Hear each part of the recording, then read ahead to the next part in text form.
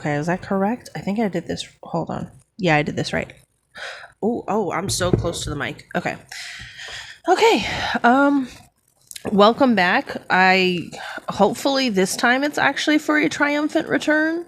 I am just so frustrated with streaming right now because I still have not figured out what is making my mobile games, when I play them, there's like a 3-minute delay between audio and video, which, holy shit, oh my god. So I'm really pissed about that, and my laptop just absolutely cannot handle any fucking game and Twitch at the same time. And it's not gonna resolve anytime soon. That I can tell that's just not gonna resolve anytime soon. So that leaves me with not a lot. So welcome to the stream. It says I have 1 viewer, so whoever you are, welcome, unless you're me, in which case, fuck off. My god. I've had, what is the word for it? Bronchitis for like, going on 2 months now, and I'm done. Anyway, that's enough about me. So today, we're going to be reading, Harry Potter again, and hating on that bitch. Not even mostly on Harry himself, because while he is probably a clueless bisexual and just a real big jerk, that's unrelated, because we're also really going to be hating on the author who, the name is on the tip of my tongue. It might start with J. We'll see. I don't know who the fuck that is, but I heard she has a Twitter, and I hear she talks there a lot. Anyway, and that's the bitch that I really don't like, because she has said some things that no one needed her to say. She could have kept her mouth shut and been loved by all, but some people don't know when to quit, and she's one of them. So when we left off, we left off on the iconic "You're a wizard, Harry," except that's not what the author wrote. So that's a failing of hers. "You're a wizard, Harry" is a much more iconic line. That's so much cooler than just what the fuck? Who asked you to go here? No, thank you. Oh, Jesus Christ. Let's try this again. Okay. Where we go? Hold on.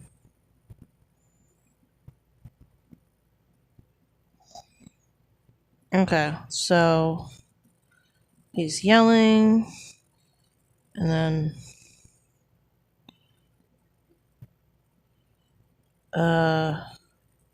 wow, I had this all lined up.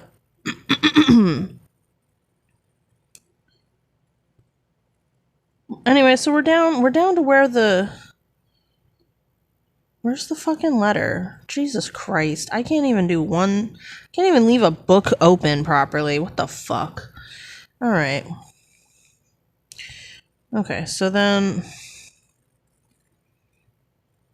Here we go. We got it. So he tells what are they called? The Dursleys, to go boil their heads, because okay, sure, go boil your heads. And then he tells Harry, "You're a wizard." And then everyone's like, "What?" And Harry's like, "What?" And he's like, "A wizard, a fucking wizard." And then Harry gets the stupidest addressed letter. Mr. H. Potter, the floor. Who fucking includes the sleeping place of the person receiving a letter? Who the fuck that's clearly just there to... Anyway. The floor, hut on the rock, the sea. Because sometimes you address... That's where the fucking thing is, the sea. Like... if it's... No, I'm not even going to go into it. It doesn't matter. It's unimportant. And they're like, congrats, you get to go to Hogwarts. And that's where we left off. And he has to, oh no, this isn't. Hold on. He has to reply by July 31st. But this leaves me a lot of questions. Like, how close is the rock upon, what's it? Hut on the Rock in the Sea. How close is that to Hogwarts, right? Because they have to reply by July 31st. And in order to make the deadline, Hagrid, like, throws an owl out into the hurricane. Or whatever is outside. I assume it's a hurricane. Which, first of all, hashtag animal cruelty, but second of all, it's not like an email. Is it gonna make it? Like, how long does it take an owl to fly in a hurricane to a fucking... Anyway. So whatever, that bit of implausibility aside. So, and then Dumbledore doesn't even send the letter. Hagrid's up here being like, oh my god, the letter Dumbledore sent. It's signed by McGonagall. So... I don't know. Can't even get this shit together. So, questions exploded inside Harry's head like fireworks, and he couldn't decide which to ask first. Fireworks, I feel, is a really bad comparison, but okay. Like, I guess because they're loud and also pretty... whatever. After a few minutes, he stammered, "What does it mean, they await my owl?" And this is a good point, because even though they all know they left him with, I guess, to them, like, Luddites, right? They still expect him to, like, know shit, which is the fucking dumbest. Like, they basically made him a Muggleborn, and then are like, oh my god, Harry, you don't know shit? What are you, an idiot? And it's like, hello? Anyway, so Hagrid says, Galloping Gorgons, that reminds me, and he pulls an owl. Oh yeah, he pulls an owl out of his coat. He has a fucking owl. How long has that owl been in his fucking coat? How do you just keep an owl in your and an owl's not like a small item. I mean, I know he's a huge man, but like the owl, I mean, when he was like sitting in the boat, what if he sat on the fucking owl? Hashtag animal cruelty for a second fucking time. So anyway, then Hagrid writes this iconic letter. Dear Professor Dumbledore, given Harry his letter, taking him to buy his things tomorrow. Weather's horrible. Hope you're well, Hagrid. And then he rolls up the note, gives it to the owl, and then threw the owl out into the storm. The fuck? What the fuck? Like, I understand that they're like a magical animal, but god damn. Then he came back and sat down as though this was as normal as talking on the telephone, which to him it is. But also, the fuck? I mean, sending an owl out, sure. Did he have to throw it in the fucking give it a couple hours to, like, calm down.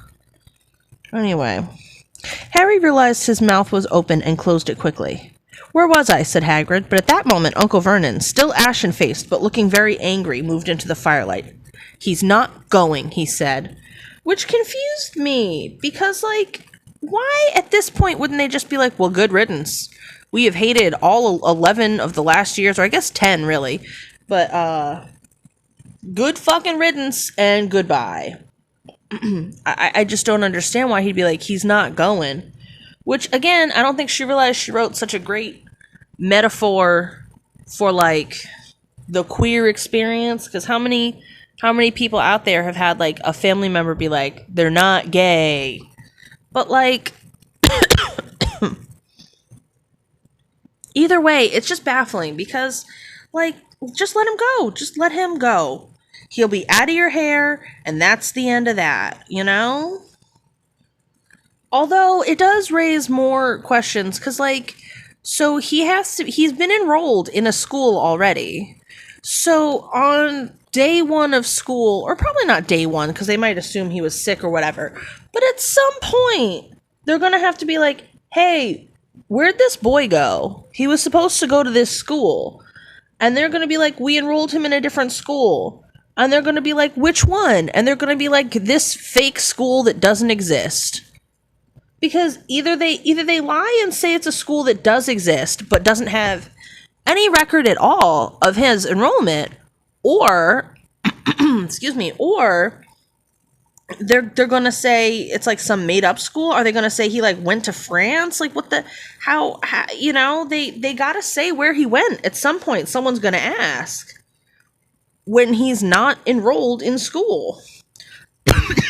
So this is even more problems that Rowling does not appear to realize that she has caused for the Dursleys, but Jesus Christ. So then Hagrid grunted and says, "I'd like to see a great muggle like you stop him." And then, "Oh, what?" Harry said, interested. And it's really,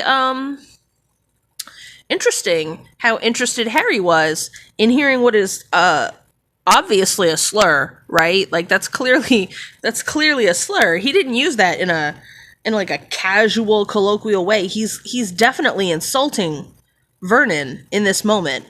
And Harry's just like, "Ooh, let me learn this word." Like a cuss word? Yes, tell me, what's this bad word?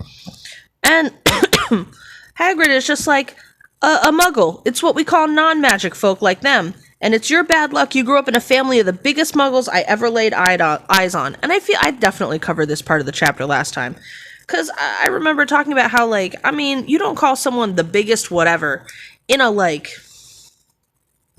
positive sense, I guess. Like, you wouldn't, God, I don't even want to pick, like, you don't even say, like, and he's the biggest high school graduate you've ever seen. Like, hello? Like, no one says, what? That's not how people say positive things. He's definitely doing this in a negative way.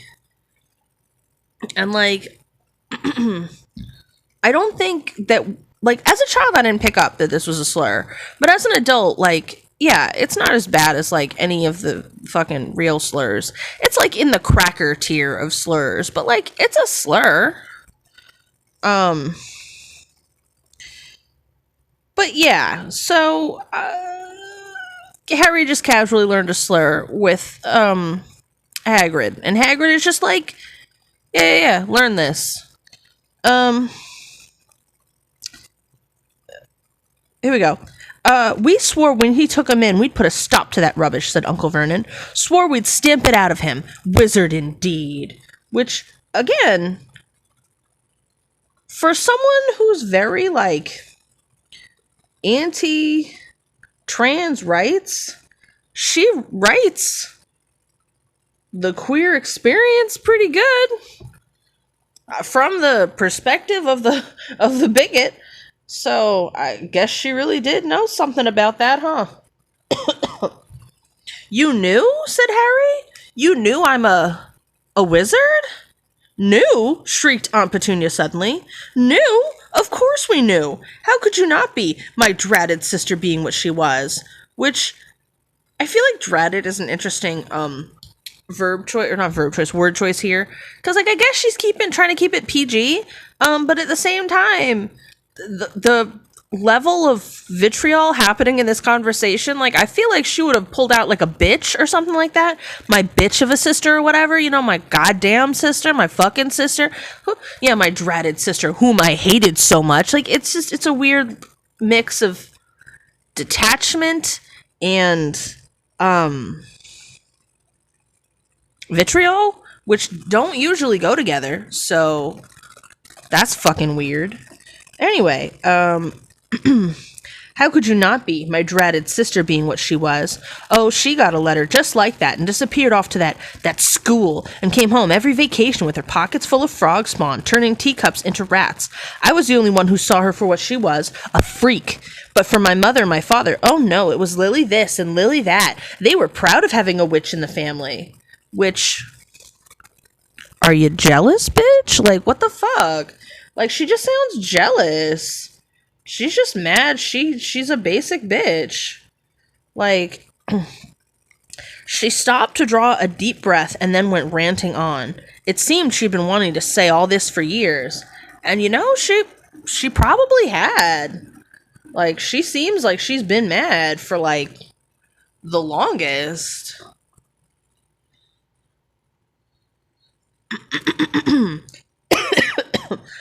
Then she met that Potter at school, and they left and got married and had You, and of course I knew you'd be the same, just as strange, just as abnormal. And then, if you please, she went and got herself blown up and we got landed with you.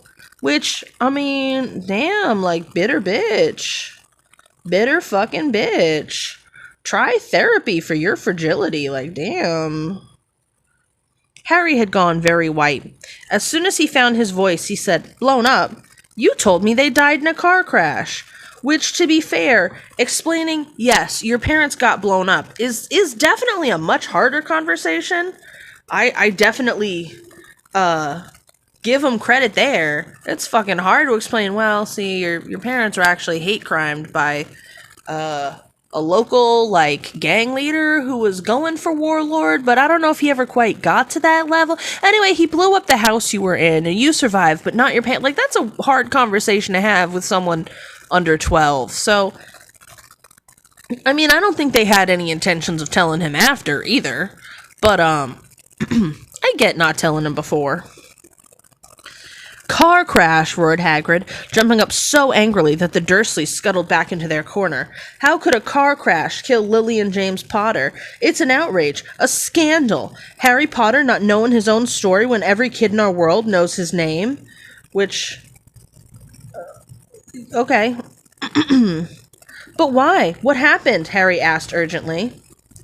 The anger faded from Hagrid's face. He looked suddenly anxious. I mean, yeah, this is a hard conversation to have, right? "I never expected this," he said in a low, worried voice. Which is super weird, because, like, why didn't anyone expect this? They knew what they were getting into, it seemed like, back in chapter 1, and now all of a sudden people are like, how could this happen to me? Like, bitch? "I had no idea when Dumbledore told me there might be trouble getting a hold of you. How much you didn't know." "Ah, Harry, I don't know if I'm the right person to tell you. And here's the thing. No, he's probably not. Dumbledore seems to have a knack for sending the wrong person to do the job every time. Hagrid is definitely not the right person for this job. But Dumbledore sure loves to send him on missions where he's gonna have a hard time. So, I don't know. But someone's gotta. You can't go off to Hogwarts not knowing." And, like, that's true, but is there not any moment other than this current one? Could he not be like, let me have, like, a few hours to come up with the right way to say this? Like, why are we jumping into this right now? Like, it is not an emergency. It's waited 11 years, well, 10 years. It can wait 72 more hours, you know what I'm saying? At most. He threw a dirty look at the Dursleys. "Well, it's best you know as much as I can tell you. Mind, I can't tell you everything. It's a great mystery, parts of it." Which, oops, sorry, microphone. That's why it's probably best not to go into it right now, but, I mean, okay, I guess just make some shit up now, then. He sat down, stared into the fire for a few seconds, and then said, "It begins, I suppose, with a person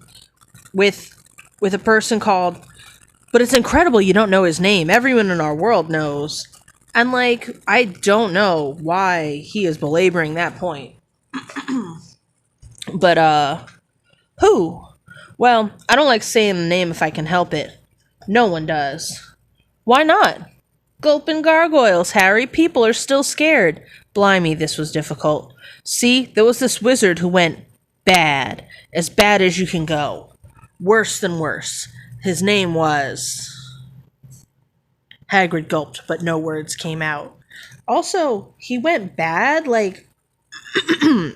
I guess it's because this was a children's book, but, like...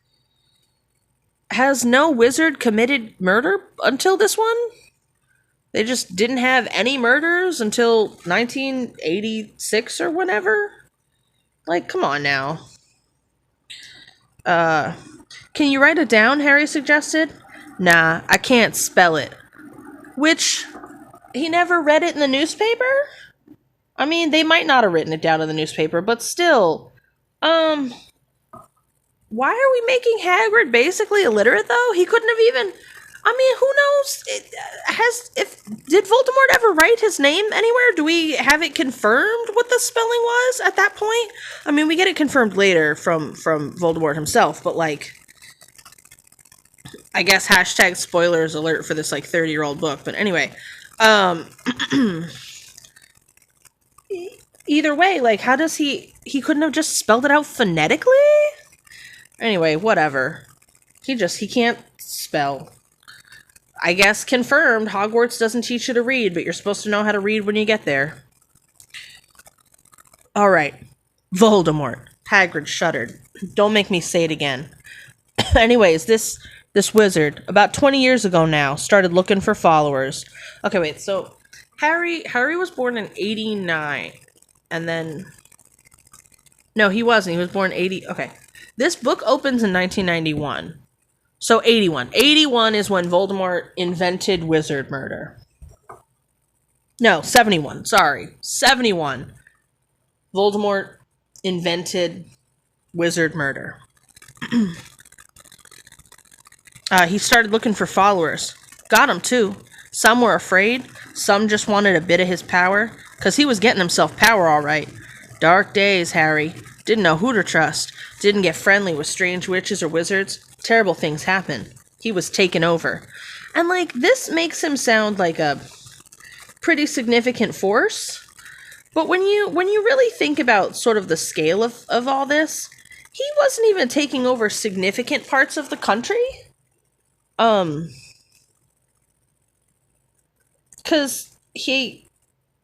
they're already a very small minority. Like, I did the math on it. And, like, long ago. It's been a while. But, like, based on, like, assuming that the children at Hogwarts were all of the children of that generation that were eligible to go to Hogwarts. And then, like, assuming, like, typical birth rates for the time and stuff. Like, it's hard to say, but the population of wizards in England is probably somewhere in the 1 to 3% range of the government. Or not of the government, of the country. If anyone leaves a comment asking for that math, I'll go and recreate it, but spoiler alert, I'm kind of a nerd and I did that math. So there's like 1 to 3%. And like, before you go, wow, that's almost nobody. Like, that's the estimated number of population of like Native Americans in the United States, as well as Jewish people, and there was something else. I think Pacific Islanders, somewhere around there. That's each of those individually are about 1% of the United States population. So to give yourself an idea of like how big of a group that is. And Voldemort had taken like no towns. He had no like territory. He just did like stochastic terrorism, basically, which is not good. That's terrible. But it's like saying that like the January 6th people are taking over the country.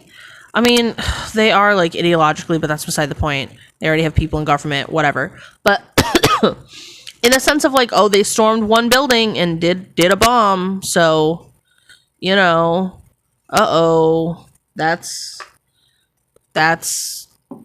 taking over the country. Like, he did some bad crimes and a lot of murders. He was about as prolific as, like, I don't know, the Zodiac Killer or something, which is not great. It's terrible. But he wasn't like Hitler, like, which she is clearly setting him up to be like Hitler. But like, Hitler had a military. Voldemort had like 20 buddies. They're not the same. Of course, some stood up to him, and he killed them horribly. One of the only safe places left was Hogwarts, which, if you think about it, what? The school? I mean, I guess that's how it should be, but reckon Dumbledore's the only one you know who was afraid of. And also, we find out, because that's where Tom had his... Oh, I guess, spoiler alert, I know Voldemort's birth name. Anyway, if you didn't read this 30-year-old book, there it is. 20-year-old book? When did this book come out? It doesn't matter. So, what was I talking about? Yeah. Also, we found out Tom has a cool clubhouse in Hogwarts, so I guess he didn't want to ruin that for himself. Didn't dare try taking the school. Not just then, anyway. Which, can we also talk about, like, why would he take the school? Like, what does that even mean? At most, wouldn't he be trying to go after, like, government buildings? Which, I guess, is the school a government building? Like, it's never really explained if it's, like, a private school or a public school or, you know? It doesn't make sense. Now, your mom and dad were as good a witch and wizard as I ever knew. Her head boy and girl at Hogwarts in their day, which I guess makes you good at magic. Suppose the mystery is why you know who never tried to get him on his side before. 'Cause his mom is Muggleborn and he was racist? That's not a mystery. That makes sense. And then, you know, James fucking married her? So, racism again? Anyway, probably knew they were too close to Dumbledore to want anything to do with the dark side. Like, buddy, this is not Star Wars. Calm down. Maybe he thought he could persuade him. Maybe he just wanted him out of the way. All anyone knows is he turned up in the village where you was all living on Halloween 10 years ago. You was just a year old. Actually, hold on. No, we know why he did that. We find out like 2 books later. I don't know. Maybe Rowling just didn't know at the time. And she was just like, I need to kill his parents because that's how you write a tragic story. But, okay, whatever. Hagrid suddenly pulled out a very dirty, spotted handkerchief and blew his nose with the sound like a foghorn, because we really just cannot let go of how weird and gross this man is. Sorry, he said, but it's just that sad. I knew your mom and dad, and nicer people you couldn't find. Anyway, also, wait, how old is Hagrid, though? Because he went to school with Voldemort. That's, I guess, hashtag spoilers. And, like, he graduated, like, 70 or 71. And so he's, like, 10 years older than the Potters, I think. Because they graduated, like, 80. Because Harry was born, like, 1980. So they graduated, like, 78? Right? Wait. Hold on. The math. I'm gonna do the math on this later because this doesn't make. How old is Hagrid? That he was hanging out with them. Like, did they go to school together? Which means he's now like 30, or was he older than them? And it's weird that they were hanging out. Anyway. Anyway, you know who killed him. And then, and this is the real mystery of the thing, he tried to kill you too, but he couldn't do it. Never wondered how you got that mark on your forehead? That was no ordinary cut. That's what you get when a powerful, evil curse touches you. You took care of your mom and dad in your house even, but it didn't work on you. And that's why you're famous, Harry. No one ever lived after he decided to kill him. No one except you, and he'd killed some of the best witches and wizards of the age. The McKinnons, the Bones, the Pruitts, and you was only a baby, and you lived.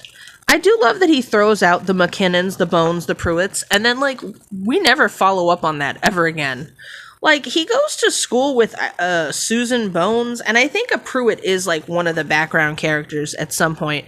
But, like, he throws this out, like, we're gonna get lore on these people, and we absolutely do not. They just never come up again. The end. These amazing people whom we just whatever. This is a story about Harry. This is not a story about the McKinnons, the Bones, or the Pruitts, so back up. Something very painful was going on in Harry's mind. As Hagrid's story came to a close, he again saw the blinding flash of green light, more clearly than he had ever remembered it before, and he remembered something else for the first time in his life. Oh, I said that weird. Life. A high, cold, cruel laugh. I mean, okay. Hagrid was watching him sadly. Took you from the ruined house myself on Dumbledore's orders. Which, I just want to go back to this again. How did Dumbledore have any authority over a baby who he never had as a student? Like, I think he was also, like, a judge or something, but, like, that doesn't mean he gets to just unilaterally be like, I'm gonna rehome this baby. That's up to me. That is my responsibility. Especially because, like, Sirius was his godfather at that point. And, like, Dumbledore... Okay, so, like, Dumbledore knew he was a secret keeper, and so how did Voldemort get that information? But also, like, how were the cops not involved? How was there not, like, a fucking custody case or whatever? Like, this was all done so cavalierly. Anyway, brought you to this lot. Load of old tosh, said Uncle Vernon. Which, this is a weird place for him to fucking interject in the story.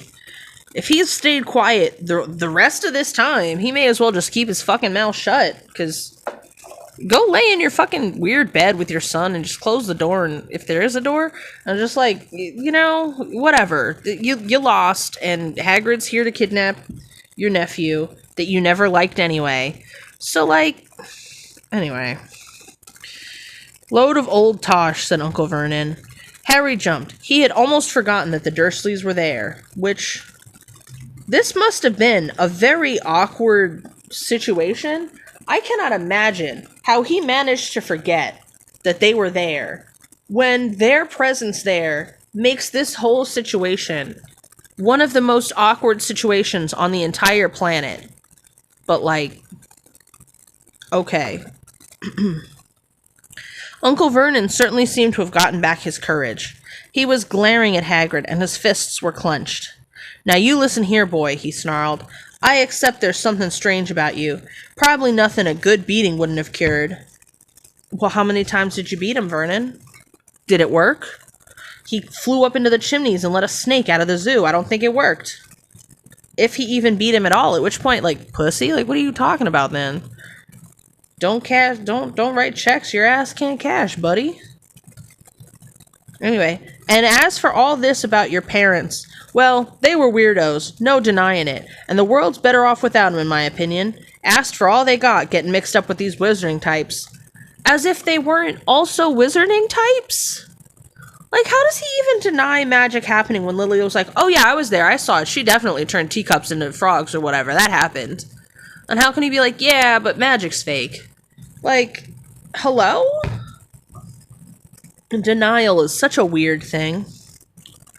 Anyway, just what I expected. Always knew they'd come to a sticky end. Which, how long did he know Petunia? That he gets to be like, oh yeah, fuck these people. Also, in chapter 1 or whatever, he was like, oh yeah, don't we have a nephew named, you know, Harry or some shit? I don't really know. We don't talk to them. Like, Hagrid sure, or not Hagrid, Vernon sure does have balls, right, when it doesn't fucking matter. Anyway, but at that moment, Hagrid leapt from the sofa and drew a battered pink umbrella from inside his coat, which... Interesting choice, buddy. Pointing this at Uncle Vernon like a sword, he said, I'm warning you, Dursley. I'm warning you. One more word. In danger of being speared on the end of an umbrella by a bearded giant, Uncle Vernon's courage failed again. He flattened himself against the wall and fell silent. And that's what I'm talking about. Like, what a fucking pussy. Like, how are you gonna be like, yeah, let me malign these dead people whom I never spoke with. But, as soon as somebody's like, what you gonna do about it, pussy? He's like, oh, I'm just gonna do nothing. Like, why even open your mouth? If you're not gonna say it with your whole chest or whatever, just fucking shut up then.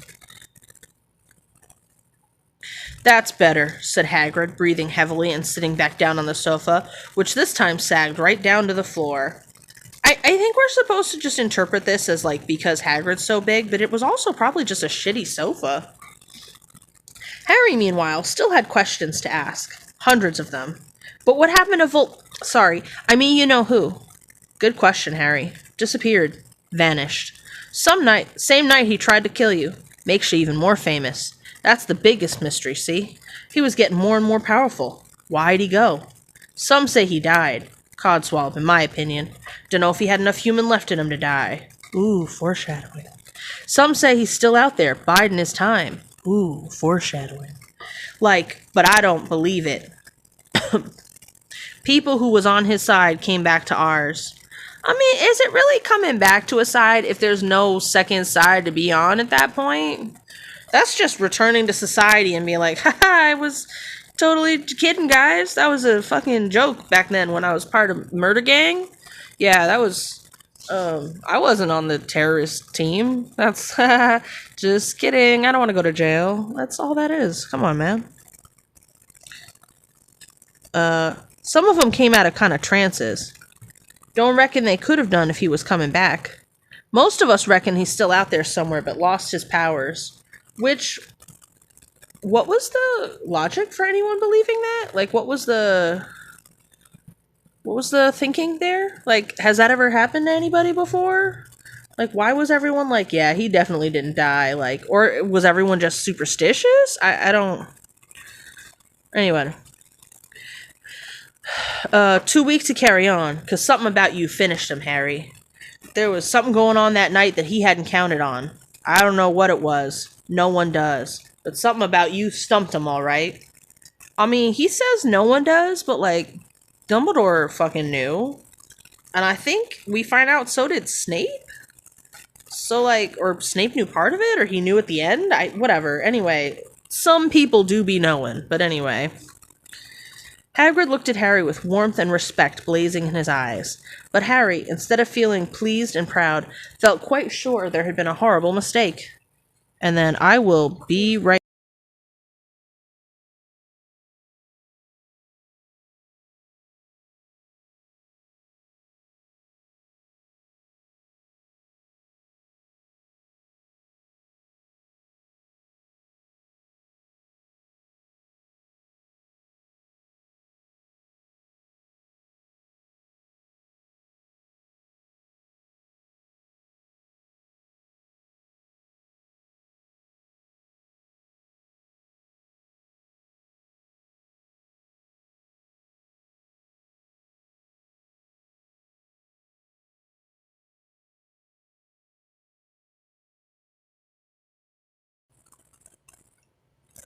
Okay.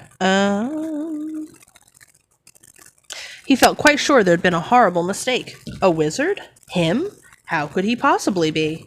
He'd spent his life being clouded by Dudley and bullied by Aunt Petunia and Aunt Vernon. If he was really a wizard, why hadn't they been turned into warty toads every time they'd tried to lock him in the cupboard? Oddly specific. If he'd once defeated the greatest sorcerer in the world, how come Dudley had always been able to kick him around like a football? I mean... Truth. Hagrid, he said quietly, I think you might have made a mistake. I don't think I can be a wizard. To his surprise, Hagrid chuckled. Not a wizard, eh? Never made things happen when you was scared or angry? Harry looked into the fire. Now that he came to think about it, every odd thing that had ever made his aunt and uncle furious with him happened when he, Harry, had been upset or angry. Chased by Dudley's gang, he had somehow found himself out of their reach. Dreading going to school with that ridiculous haircut, he'd managed to make it grow back. And the very last time Dudley had hit him, hadn't he got his revenge without even realizing he was doing it? Hadn't he set a boa constrictor on him? Also, I thought it was a python? Anyway, I guess it doesn't matter. Harry looked back at Hagrid, smiling, and saw that Hagrid was positively beaming at him. See, said Hagrid. Harry Potter, not a wizard. You wait, you'll soon be right famous at Hogwarts. But Uncle Vernon wasn't going to give in without a fight. Which, you've already pussied out twice, bitch! Stay down! Like, the fuck? Haven't I told you he's not going? He hissed. What a little bitch. He's going to Stonewall High, and he'll be grateful for it. I've read those letters, and he needs all sorts of rubbish. Spell books and wands, and... If he wants to go, a great muggle like you won't stop him, growled Hagrid. Again, that is 100% definitely a slur, given the context. There is, like, they make a big thing about how, like, mudblood is the, like, um the N-word of the world, I guess. But I'm like, Muggle's not great either, contextually. Like, you can kind of tell that's not like a fucking neutral term. Like, no one would be like, a great human like you ain't gonna stop him. Like, a big old person like you ain't gonna, like, that's not, it's not a neutral term. It's definitely loaded. Like, she tries to retcon that it's not later, but like, this is a fucking slur. I'm sorry. I'm not saying I have a problem with it being one. I just think it's really funny that she's like, it's a neutral, totally fine term. No, it isn't. Like, our first few introductions to it, it's definitely a dirty word. But anyway. A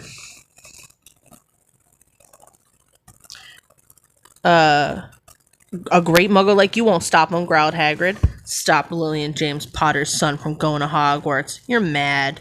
His name's been down ever since he was born. Which I do believe we find out that is true of, like, every magically able child in the country. So, like, I mean, he makes it sound like that's unique, but it's not. He's off to the finest school of witchcraft and wizardry in the world. I mean, citation needed. A lot of murders happen at this school. 7 years there and he won't know himself.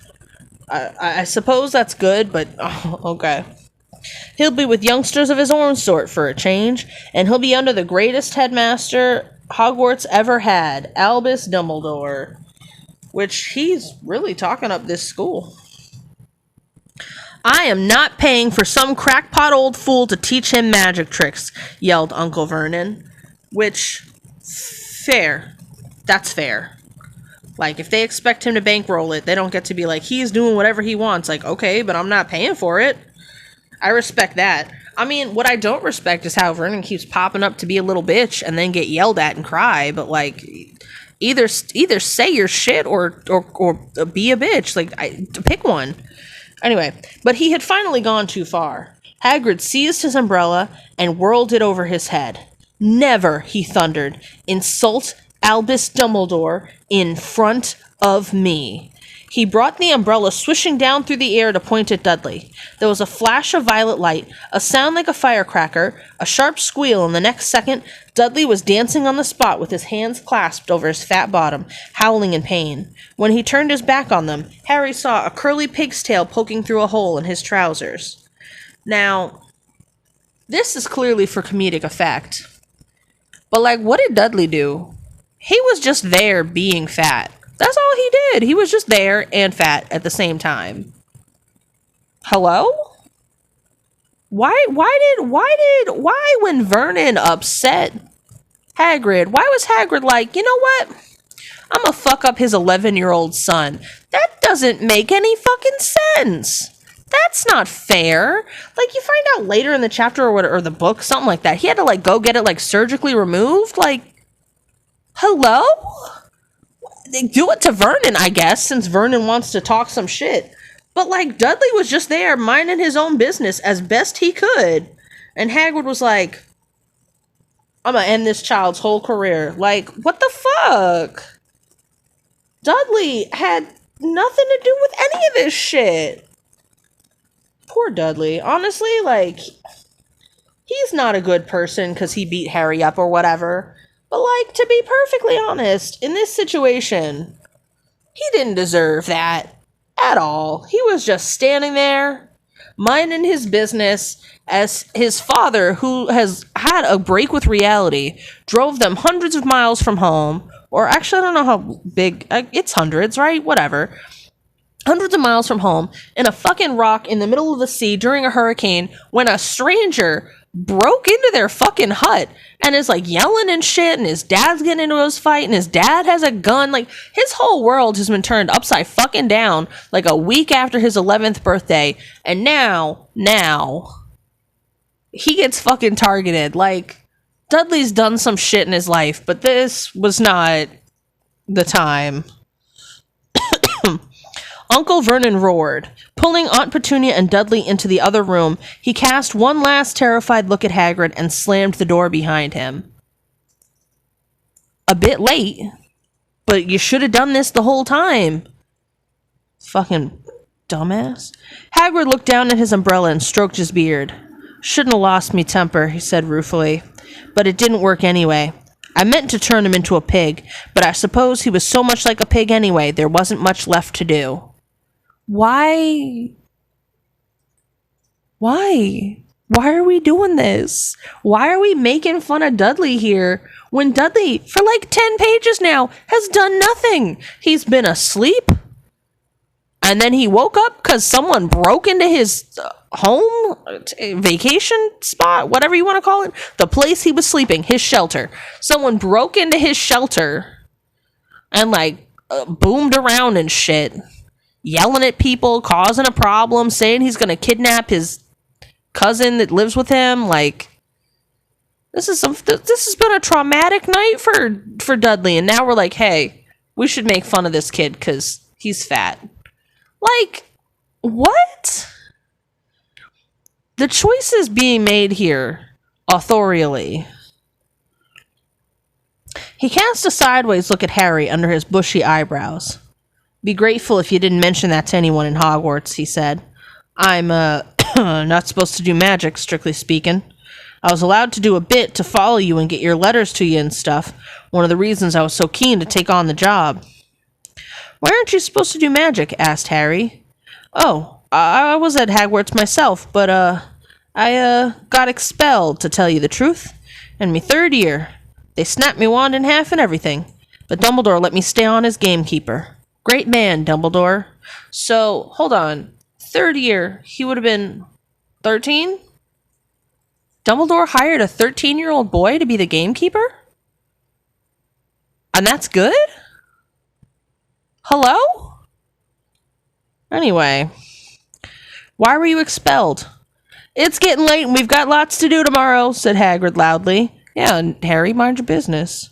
Gotta get up to town, get all your books and that. Get up to town. Gotta go to fucking London. Like, hello? Anyway, he took off his thick black coat and threw it to Harry. You can kip under that, he said. Don't mind if it wriggles a bit. I think I still got a couple of dormice in one of the pockets. 'Cause, you know, sometimes you just, like, carry around mice. And that's the end of chapter 4. So what have we learned? We've learned that Vernon's a big bitch. Hagrid, also kind of a bitch. Sounds like one of my neighbors just got into a car accident. Or neighbors, I mean, somebody on the road. Hagrid, also kind of a bitch for fucking, hurting Dudley for no fucking reason. I mean, if he'd done that to Vernon, no complaints. But, like, Dudley wasn't doing shit. Leave him alone. Let's see. Yep, that's the oh, and Hagrid, cruel to animals, carries an owl in his pocket, throws that owl out into a hurricane, might have a handful of mice in a pocket. For all he fucking loves animals, he's not good at it, you know? He's not good at taking care of animals. Because just pocket mice is just not something that should be a thing. I am now going to take like a 10-minute break because I need to go get a drink and my food just came out of the oven and I'm going to eat it. So I will be back in 10 minutes.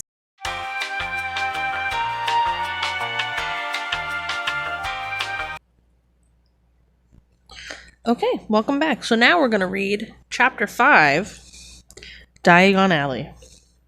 Which, haha, guys, diagonally. It's a pun. Harry, according to this text, woke early the next morning. Although he could tell it was daylight, he kept his eyes shut tight. This comes up a lot in books of people waking up, but, like, their eyes are closed. And, like, that definitely happens. It's happened to me, like, 2 or 3 times in my life. But it happens in books. So much. Like, so much. Anyway, just an observation I had. It was a dream, he told himself firmly. Oh, the quote marks are messed up here. Anyway, it was a dream, he told himself firmly. I dreamed a giant called Hagrid came to tell me I was going to a school for wizards. When I open my eyes, I'll be at home in my cupboard. Which, to be fair, that's a very reasonable response to all that happening. There was suddenly a loud tapping noise. And there's Aunt Petunia knocking on the door, Harry thought, his heart sinking. But he still didn't open his eyes. It had been such a good dream. Tap, tap, tap. All right, Harry mumbled. I'm getting up. He sat up, and Hagrid's heavy coat fell off him. The hut was full of sunlight. The storm was over. See, if he just waited a few hours. It's summer. It's like July 31st, so the sun should be coming up like 5:30? So, like, it can't... Anyway. He just could have waited like 5.5 hours. Hagrid himself was asleep on the collapsed sofa, and there was an owl rapping its claw on the window, a newspaper held in its beak. Harry scrambled to his feet, so happy he felt as though a large balloon was swelling inside him. That sounds uncomfortable, but okay. He went straight to the window and jerked it open. The owl swooped in and dropped the newspaper on top of Hagrid, who didn't wake up. The owl then fluttered onto the floor and began to attack Hagrid's coat. Don't do that! Harry tried to wave the owl out of the way, but it snapped its beak fiercely at him and carried on savaging the coat. Hagrid, said Harry loudly, there's an owl. Pay him, Hagrid grunted into the sofa. What? He wants paying for delivering the paper. Look in the pockets. Hagrid's coat seemed to be made of nothing but pockets. Bunches of keys, slug pellets, which, what the fuck is a slug pellet? Actually, I'm going to look that up. Balls of string, peppermint humbugs, tea bags. Finally, Harry pulled out a handful of strange-looking coins. Give him 5 nuts, Hagrid said sleepily, which, nuts. Nuts? The little bronze ones. Harry counted out 5 little bronze coins, and the owl held out his leg so Harry could put money into a small leather pouch tied to it. Then he flew out through the open window. So, okay, I looked it up. Slug pellets are poison, so that's cool. You can just... He's carrying around poison in his pockets. It's poison for slugs, but they were banned in the UK because they also poison birds, dogs, and small mammals. So he really just had a pocket full of poison. So let's scroll back up.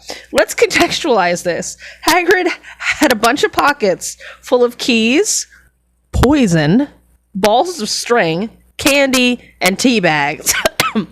Along with, we also know what used to be in his pockets was a live owl, a handful of live mice, a knife, a cake, some sausages, hello? A newspaper at one point, because he used that to start the fire. What is this man? He's just a traveling, like, op shop. Just curious things that you probably shouldn't be looking at. But yeah, he's just... Poison was just in his pocket. There you go. Just, other people's stuff in these pockets. Some of them are live animals. Don't ask questions. Very reminiscent. I don't know if anyone's ever been to a swap shop or like a what kind of thing is the swap shop? It's like it's one of those places where you can rent a table and sell basically anything. Swap meet? I don't know. Anyway, so let's also do the math right now on so this newspaper cost 5 of the smallest denomination of money that wizards have. What are the odds that this newspaper cost the equivalent of 5 cents? Like nothing, right? There's no way that newspaper cost 5 cents. So, are the nuts worth basically $1 or £1 or whatever? Because... You know, maybe it's a 50-cent piece, at which point the newspaper is a $1.50. I could see that maybe for like a small newspaper.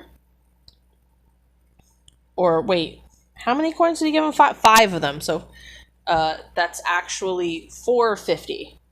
Which, again, right? 51, 152, 250, sorry. If it's a small newspaper, I could see that. So this is like 50 cents to a dollar? Is that where we're gonna... I'm gonna see if that plays out later on. Because I've always wondered about, like, how much value each of these coins had. Like, it feels like she just gave them some arbitrary coins and just like, yeah, it's whatever. It never felt well thought out. Okay, so Harry counted out 5 little bronze coins, and the owl held out his leg so Harry could put the money into a small leather pouch tied to it. Then he flew off through the open window. Hagrid yawned loudly, sat up and stretched.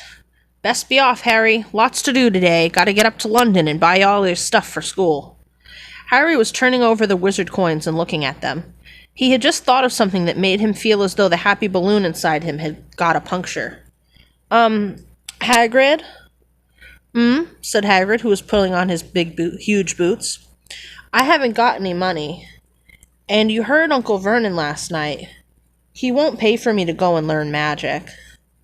Don't worry about that, said Hagrid, standing up and scratching his head.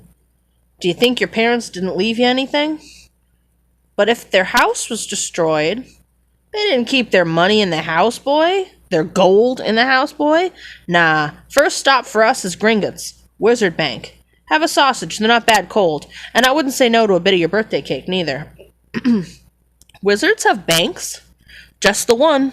Gringotts, run by goblins. Which, oh boy, are we going to have something to say when we get to Gringotts. But just the fact that there's only one and it's run by goblins is already a really anti-Semitic sentence. Thank you. Thank you, author, for that. Really... I'm not... Okay, thank you. Harry dropped the bit of sausage she was holding. Because, you know, what a fucking racist sentence to say, out of context. Goblins? Yeah, so you'd be mad to try and rob it, I'll tell you that. Again, if you don't know what a fucking goblin is, that's still a really racist sentence we're hearing.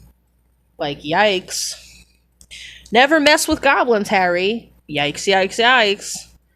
Gringotts is the safest place in the world for anything you want to keep safe. Except maybe Hogwarts. As a matter of fact, I gotta visit Gringotts anyway, for Dumbledore. Hogwarts business. Hagrid drew himself up proudly. He usually gets me to do important stuff for him. Fetching you, getting things from Gringotts, knows he can trust me, see? That is certainly one way to tell yourself it's okay that this guy who hired you as a little boy, it's totally fine that he has you doing the grunt work. Because it's actually because of how much he trusts you, see? It's not weird. It's not weird he sends you on his own errands. I'm picking up this man's dry cleaning because he trusts me so much, and not because he's lazy. Got everything? Come on, then. Harry followed Hagrid out onto the rock. The sky was quite clear now, and the sea gleamed in the sunlight. The boat Uncle Vernon had hired was still there, with a lot of water in the bottom after the storm. How did you get here? Harry asked, looking around for another boat. Flew, said Hagrid. Flew? Yeah, but we'll get back in this. Not supposed to use magic now, I gotcha. But, Hey, how are the Dursleys gonna get off the rock if you take the only boat? How did this not end with them dying? Like, I don't see how this ends with them being alive? Anyway, they settled down in the boat, Harry still staring at Hagrid, trying to imagine him flying. Seems a shame to row, though, said Hagrid, giving Harry another one of his sideways looks. So wait, Vernon rowed them out? To the rock? It's not like a motorboat? How far out was this fucking thing? How many hours was this man rowing? Hello? Anyway, if I was to speed things up a bit, would you mind not mentioning it at Hogwarts? Of course not, said Harry, eager to see more magic. Hagrid pulled out the pink umbrella again, tapped it twice on the side of the boat, and they sped off towards land. Now, this is the second time he's done something without saying an incantation, but, like, everyone else in this universe, like, does incantations? So, like, what's Hagrid doing?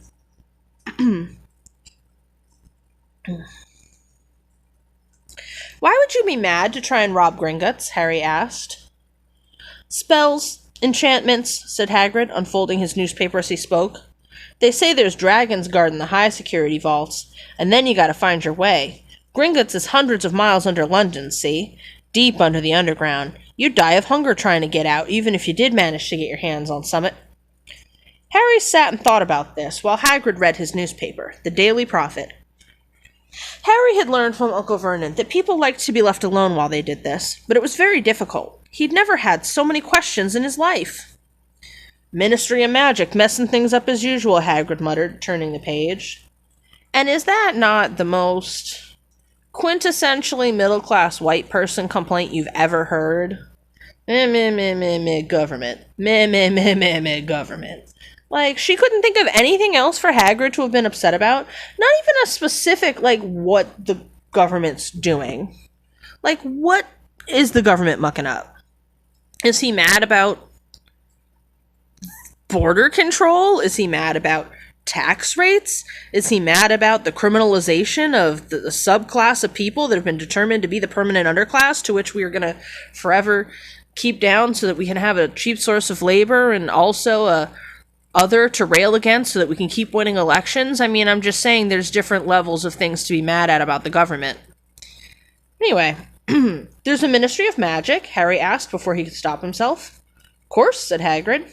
They wanted Dumbledore for minister, of course, but he'd never leave Hogwarts, so old Cornelius Fudge got the job.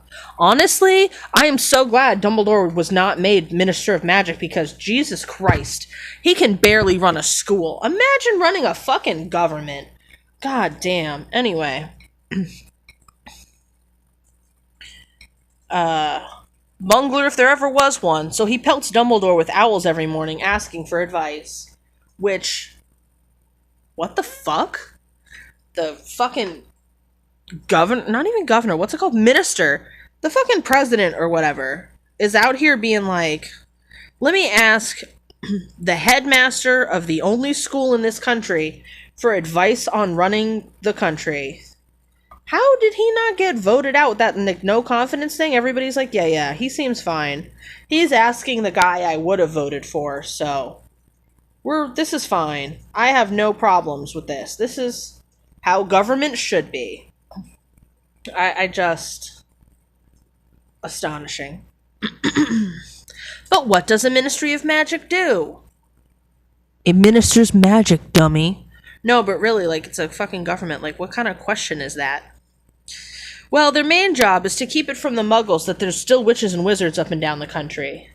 And this is interesting to me, because starting probably at some point in the 70s, maybe even the 60s, I don't know, didn't Wicca start over there? And then there's the Druidism and stuff. But anyway, Wicca for sure was like a 60s through, certainly by the 90s, let's say. If somebody has a weird auntie that has too many crystals and claims to be a witch, no one's burning her. Everybody knows an auntie or a neighbor or somebody that claims to heal shit or do Reiki or whatever. Like, what's the name of the thing? Where you dilute stuff, and homeopathy, where the water can remember stuff. No one's burning, I mean, not nowhere globally, but in England and, like, no one's burning witches. And that might have been an important function of the ministry a while ago, but it's time to soft fade back into society, because they're cool with it now. Why? Yeah, for real. Why? No one cares. Especially, I mean, if there's a bunch of Muggle-borns and stuff, there's a bunch of other people in society who know about it. I mean, there's a saying, right? 41 people can keep a secret if 40 of them are dead. Like, the more people you have out there just being like, yeah, my daughter went to the wizard school and now she can turn pigeons into donuts. Like, well, that was a poor choice because she could already turn pigeons into donuts, but, magically. There's just, especially with the internet, and like, I mean, obviously, we're past then. But even with landlines and stuff, the amount of ways you can call people and be like, the wizards are real. They've got photos and stuff. Somebody photographed, I don't know. Anyway. Why? Blimey, Harry, everybody'd be wanting magic solutions to their problems. Nah, we're best left alone. Are you sure? That sounds like a viable business opportunity to me. Why? I mean, hello? Give the people magic. Like, anyway. At this moment, the boat bumped gently into the harbor wall. Hagrid folded up his newspaper, and they clambered up the stone steps onto the street. Passersby stared a lot at Hagrid as they walked through the little town to the station. Harry couldn't blame them. Not only was Hagrid twice as tall as anyone else, he kept pointing at perfectly ordinary things like parking meters and saying, "See that, Harry? Things these muggles dream up, eh?" And to be fair, parking meters are in fact bullshit. Because some parking meters make more than minimum wage. And how the fuck are there people out there working real jobs and a parking meter makes more money than them per hour?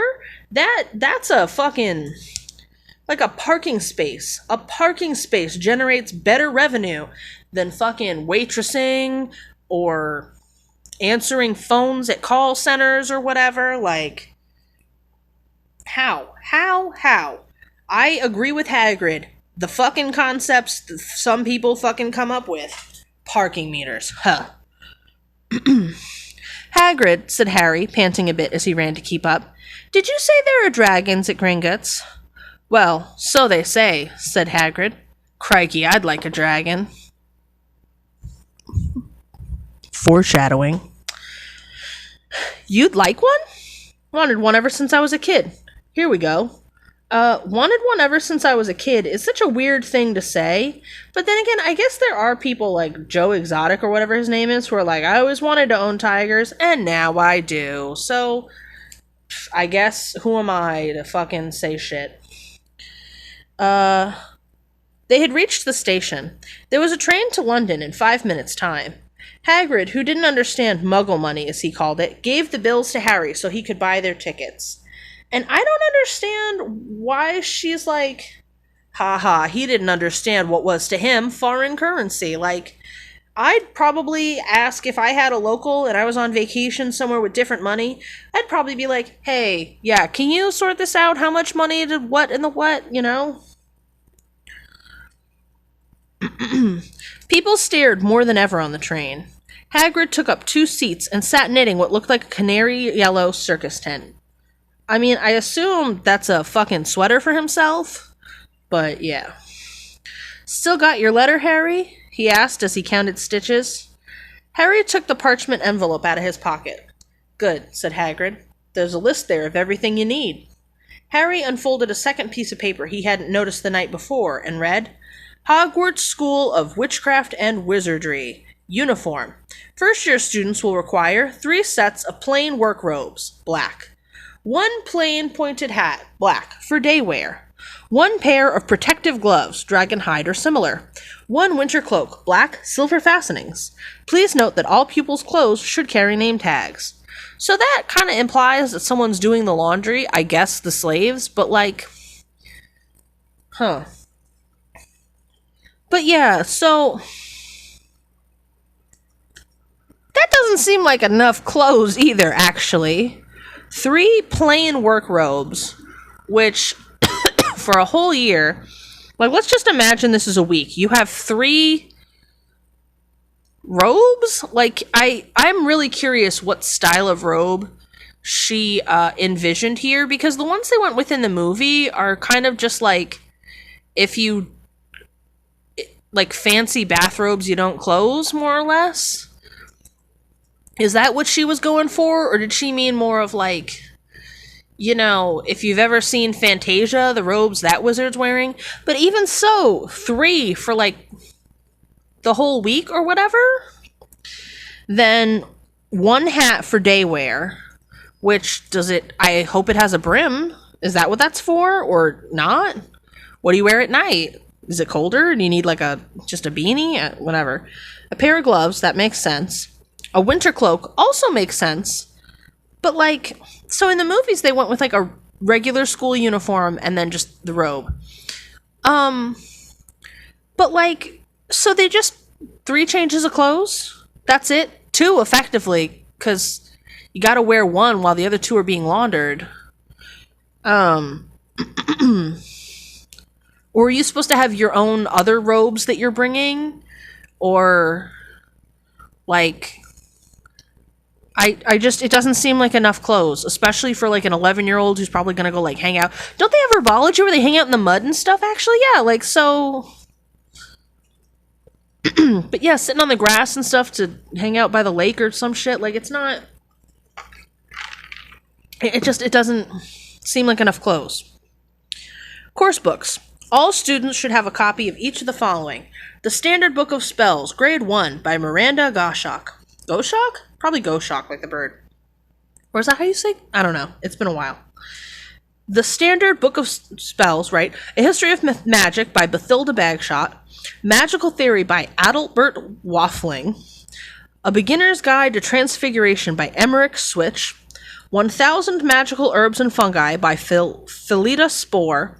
Magical Drafts and Potions by Arsenius Jigger. I don't know if I like that one. Fantastic Beasts and Where to Find Them by Newt Scamander.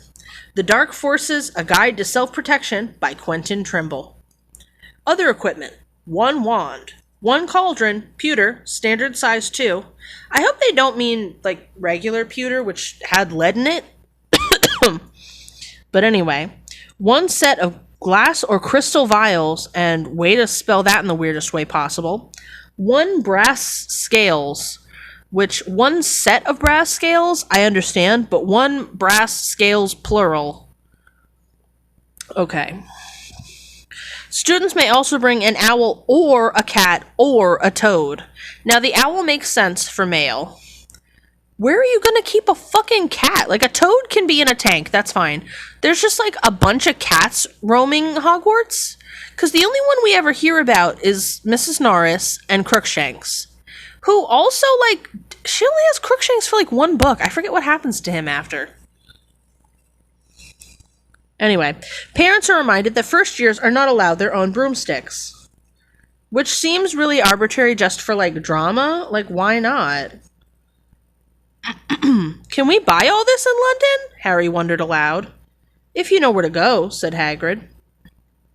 Harry had never been to London before, even though he lived in, like, one of the suburbs of London. So, like, they never went for anything? Not even like a... Well, I guess because they didn't normally take him. Yeah, no, that makes sense. Although Hagrid seemed to know where he was going, he was obviously not used to getting there in an ordinary way. He got stuck in the ticket barrier on the underground and complained loudly that the seats were too small and the trains too slow. Which, I think it's really funny that, that she frames it this way as like, oh, he's not used to taking the transit. Because I live in New York City, and A, I've gotten stuck in the turnstiles, because sometimes they're fucking difficult. And B, I don't know a single person who hasn't at least once complained that the subway trains are too slow and too loud, and the seats are too small, and you're always sitting way too close to somebody else, and they're never on time. Like, complaining about transit is a very normal part of living in an area, so to me it sounds like he fucking took the trains all the time. Anyway. I don't know how the Muggles manage without magic, he said as he climbed a broken down escalator that led down to a bustling road lined with shops. I'd also like to mention that a broken escalator is stairs. He took the stairs. So he's like, I don't know how Muggles deal with things as he walks down some stairs or up some stairs, whatever. Meanwhile, he lives in a castle full of fucking stairs that move. So I'm just saying, like, how are you going to complain about moving stairs that don't move the way you want them to? They got those fucking malicious stairs that are like, haha, now you're not going to make it to class on time. And he's like, well, this escalator don't go burr. Like, okay. All right, guy. They climbed a broken down escalator that led to a bustling road lined with shops. Hagrid was so huge that he parted the crowd easily. All Harry had to do was keep close behind him. They passed bookshops and music stores, hamburger restaurants and cinemas, but nowhere that looked as if it could sell you a magic wand. Which, hello?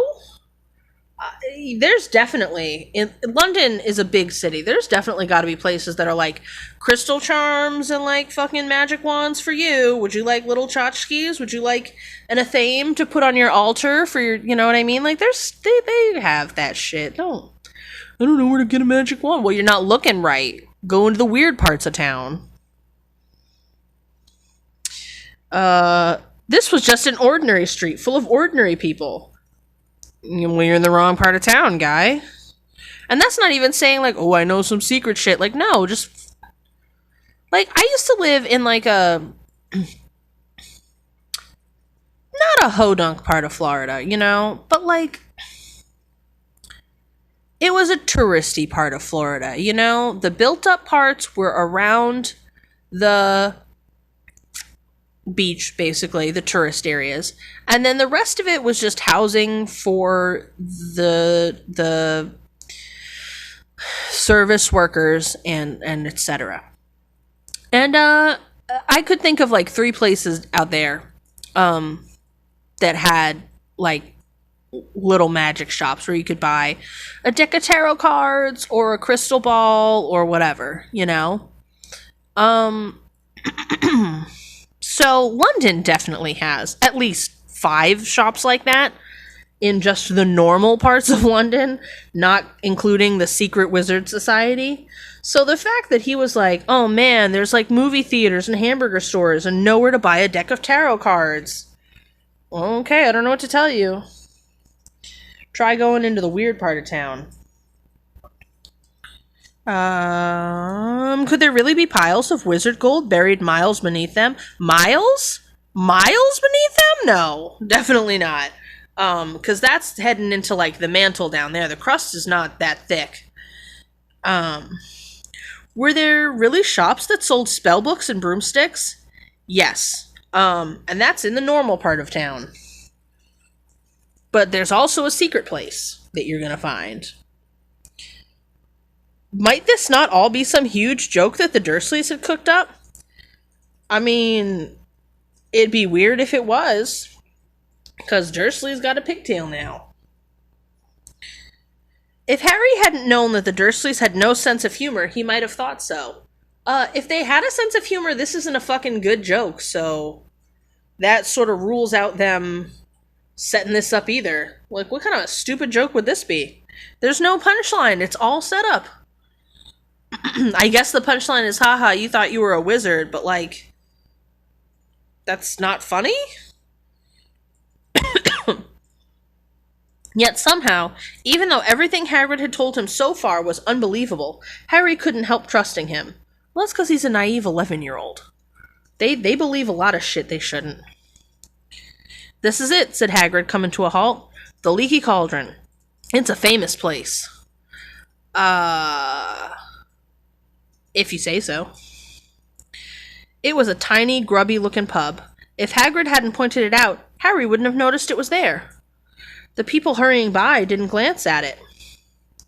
'Cause it's got that notice me not thing, I guess. Their eyes slid from the big bookshop on one side to the record shop on the other. Yeah, I guess so. As if they couldn't see the Leaky Cauldron at all. In fact, Harry had the most peculiar feeling that only he and Hagrid could see it. I mean, and all the people inside, but... Before he could mention this, Hagrid had steered him inside. For a famous place, it was very dark and shabby. That makes me think it might not be famous. A few old women were sitting in a corner, drinking tiny glasses of sherry. One of them was smoking a long pipe. A little man in a top hat was talking to the old bartender, who was quite bald and looked like a toothless walnut. Fucking rude. Also, a toothless walnut. Do walnuts typically have teeth? Anyway, the low buzz of chatter stopped when they walked in. Everyone seemed to know Hagrid, because I guess he's a lush. Wait, but he lives, in Scotland. Why would he hang out in London? Hello? Okay. They waved and smiled at him, and the bartender reached for a glass, saying, "The usual, Hagrid?" "Can't, Tom. I'm on Wait, did she say... No, the bartender, okay. "I'm on Hogwarts business," said Hagrid, clapping a great hand on Harry's shoulder and making Harry's knees buckle. "Good Lord," said the bartender, peering at Harry. Can this be?" The leaky cauldron had suddenly gone completely still and silent. "Bless my soul," whispered the old bartender. "Harry Potter, what an honor." He hurried out from behind the bar and rushed towards Harry and seized his hand, tears in his eyes. "Welcome back, Mr. Potter. Welcome back." Harry didn't know what to say. Everyone was looking at him. Yeah, this is fucking rude of Hagrid to do. What's Harry supposed to do here? The old woman with the pipe was puffing on it without realizing it had gone out. Hagrid was beaming. Yeah, you little shit. He wanted some fucking accolades today.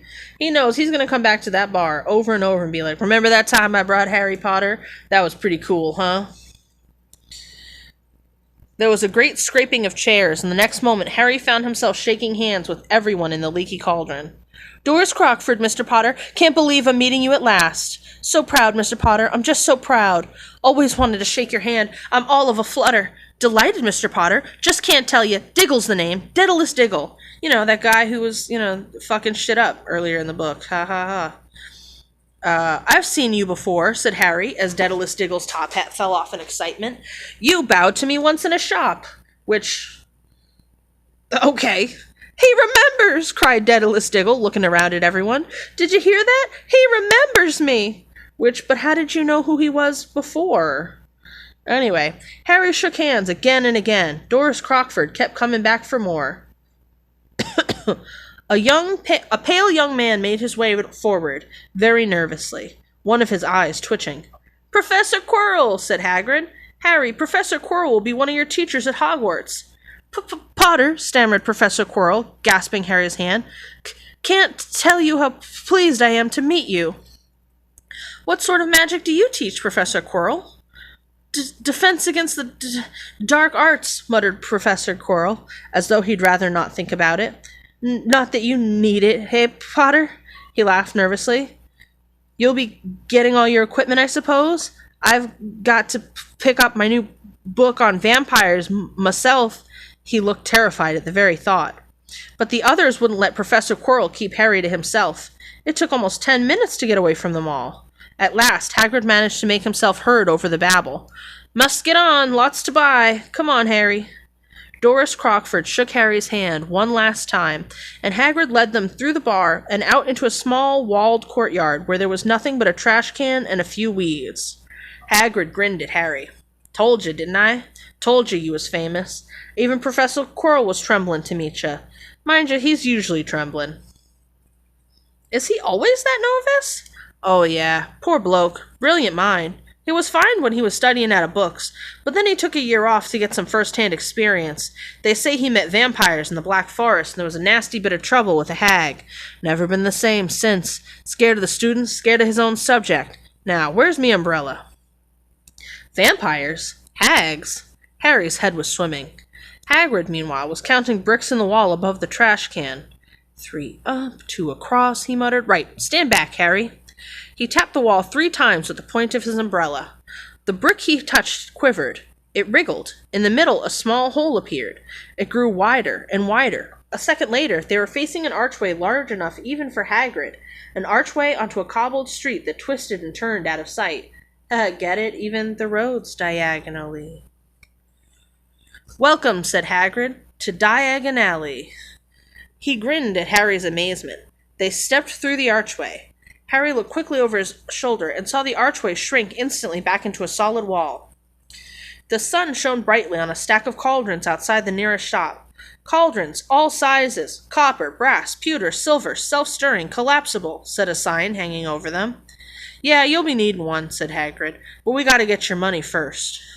Harry wished he had about 8 more eyes. He turned his head in every direction as they walked up the street, trying to look at everything at once. The shops, the things outside them, the people doing their shopping. A plump woman outside an apothecary was shaking her head as they passed, saying, "Dragon liver, 17 sickles an ounce." Dragon liver, 17 sickles an ounce. They're mad. I guess dragon liver should be cheaper? A low, soft hooting came from a dark shop with a sign saying, "Ilups Owl Emporium. Tawny, Screech, Barn, Brown, and Snowy." Several boys about Harry's age had their noses pressed against a window with broomsticks in. "Look," Harry heard one of them say, "the Nimbus 2000, fastest ever." There were shops selling robes, shops selling telescopes, and strange silver instruments Harry had never seen before. Windows stacked with barrels of bat spleens and eel's eyes, tottering piles of spell books, quills, and rolls of parchment, postman's bottles, globes of the moon. "Gringotts," said Harry. They had reached a snowy white building that towered over the other little shops. Standing beside its burnished bronze doors, wearing a uniform of scarlet and gold, was... "Yeah, that's a goblin," said Hagrid quietly as they walked up the white steps towards him. The goblin was about a head shorter than Harry. He had a swarthy, clever face, a pointed beard, and, Harry noticed, very long fingers and feet. He bowed as they walked inside. I don't have to say it, right? We can all just read that and go, huh, and move on. First of all, who uses the word swarthy anymore? I feel like that's not really a thing. But, yeah. Anyway, moving on. Now they were facing a second pair of doors, silver this time. Also, I just realized, the author really seems to like mentioning when people have long fingers. What's his name? Tom Riddle, Voldemort, that guy. She mentions him having long fingers, like, so many times.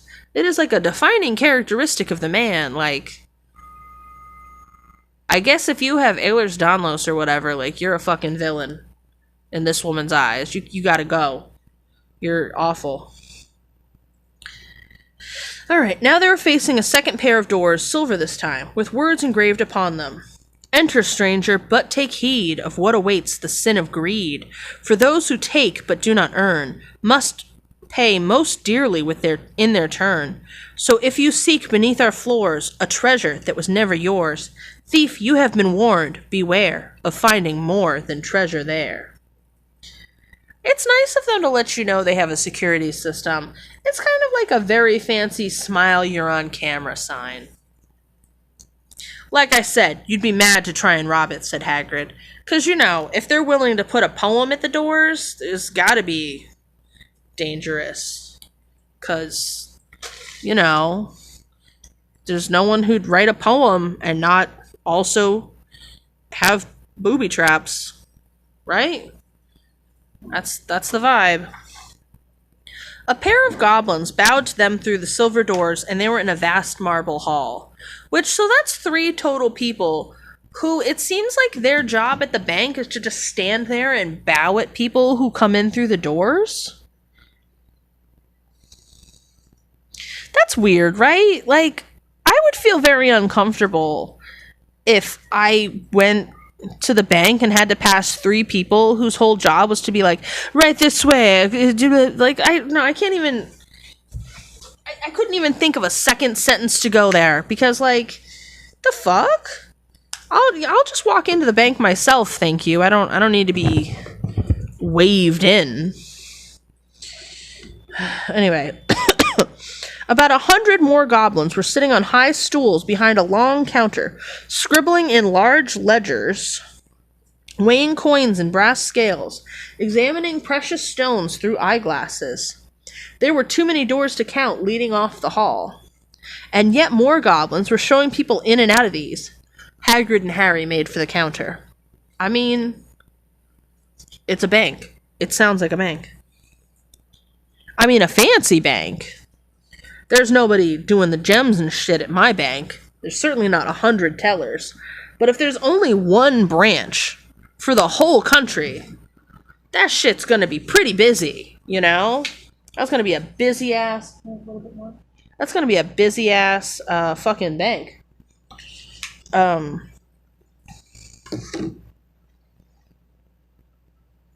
Yeah, so they went to the counter. "Morning," said Hagrid to a free goblin. "We've come to take some money out of Mr. Harry Potter's safe." "You have his key, sir?" "Got it here somewhere," said Hagrid, and he started emptying his pockets onto the counter, scattering a handful of moldy old dog biscuits over the goblin's book of numbers. Rude as fuck. Like, that goblin has to turn in that paperwork, and you got it full of fucking dog biscuits and shit? That's how you get yourself kicked out of the bank, sir. The goblin wrinkled his nose. Harry watched the goblin on their right, weighing a pile of rubies as big as glowing coals. That's lit. The goblin wrinkled his nose. "Got it," said Hagrid at last, holding up a tiny golden key. The goblin looked at it closely. That seems to be in order, because that goblin has memorized every fucking key in the whole bank. And that's not weird. It's totally reasonable that he can just look at a key and be like, "Yep, that's the right key. Also, can you not copy the key?" Anyway. "And I've got a letter here from Professor Dumbledore," said Hagrid importantly, throwing out his chest.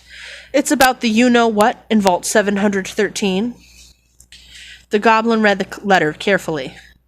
"Very well," he said, handing it back to Hagrid. "I will have someone take you down to both vaults. Griphook? Also, can letters not be forged just because he has a letter, quote-unquote, from Dumbledore? Like, anyway." Griphook was yet another goblin. Once Hagrid had crammed all the dog biscuits back inside his pockets, he and Harry followed Griphook towards one of the doors leading off the hall.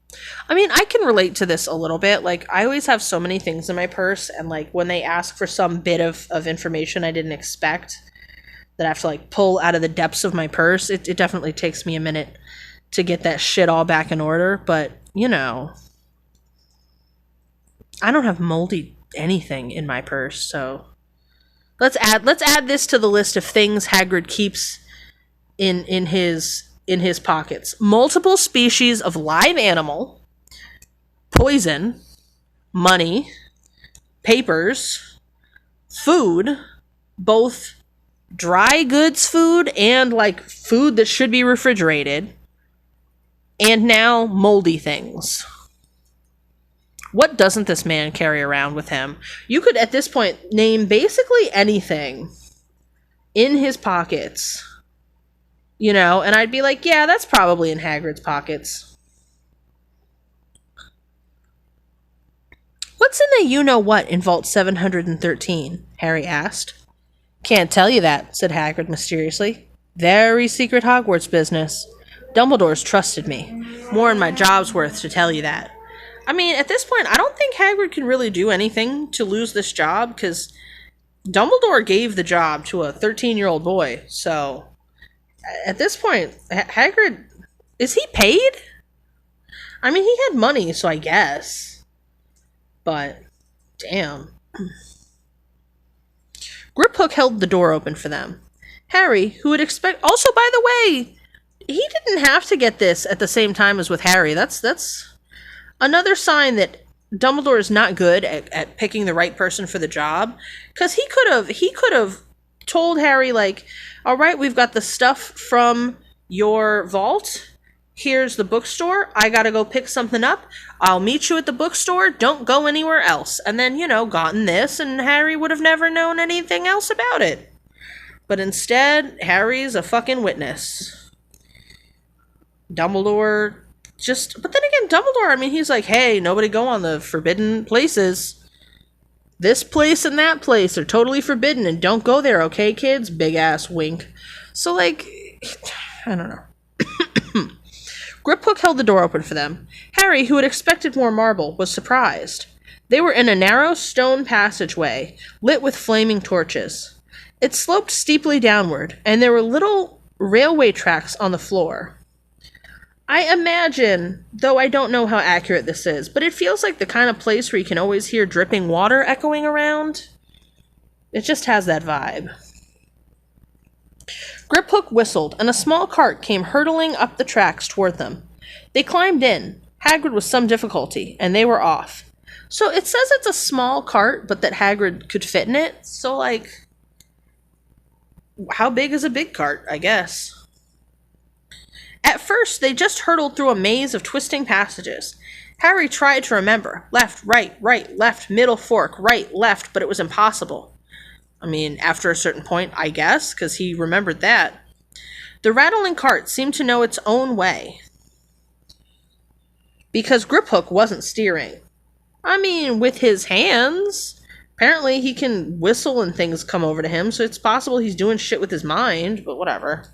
Harry's eyes stung as the cold air rushed past them, but he kept them wide open. Once he thought he saw a burst of fire at the end of a passage, and twisted around to see if it was a dragon, but too late. They plunged even deeper, passing an underground lake where huge stalactites and stalagmites grew from the ceiling and floor. I never knew, Harry called to Hagrid over the noise of the cart. What's the difference between a stalagmite and a stalactite? Stalagmite's got an M in it, said Hagrid. And don't ask me questions just now. I think I'm going to be sick. He did look very green, and when the cart stopped at last beside a small door in the passage wall, Hagrid got out and had to lean against the wall to stop his knees from trembling. Which, I guess he got motion sickness? Like, what? Are we supposed to assume it was, like, roller coastery? But if it was, how was Harry able to ask a question? I've been on roller coasters, and you don't really get to be like, hey, let's have a conversation. You're mostly like, Anyway. Griphook unlocked the door. A lot of green smoke came billowing out, and as it cleared, Harry gasped. Inside were mounds of gold coins, because I guess that's the most efficient way to keep the money. Just throw it on the floor. Columns of silver and heaps of little brown nuts. All yours, smiled Hagrid. All Harry's. It was incredible. The Dursleys couldn't have known about this, or they'd have had it from him faster than blinking. I mean, who says they'd be, like, entitled to it? Anyway, how often had they complained how much Harry cost them to keep? And all the time there had been a small fortune belonging to him, buried deep under London. How much of a fortune? Like, is that enough money to buy him a house in a populated area? You know what I mean? How many years can he live off that money? I don't think it really matters. I'm just curious what they mean, 8,000 is a small fortune to a child, you know what I mean? But, like, you couldn't spend a year living off of it, so, like, is fortune the right word for it? Anyway.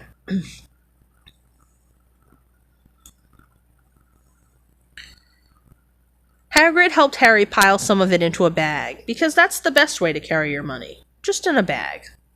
The gold ones are galleons, he explained. 17 silver sickles to a galleon and 29 nuts to a sickle. It's easy enough. Right, that should be enough for a couple of terms. We'll keep the rest safe for you. He turned to Griphook. Vault 713 now, please, and can we go more slowly? So, okay.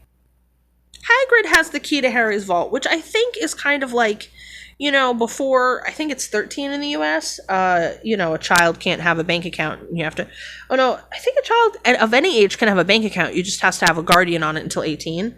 So who's the guardian on Harry's account? Because Hagrid has the key.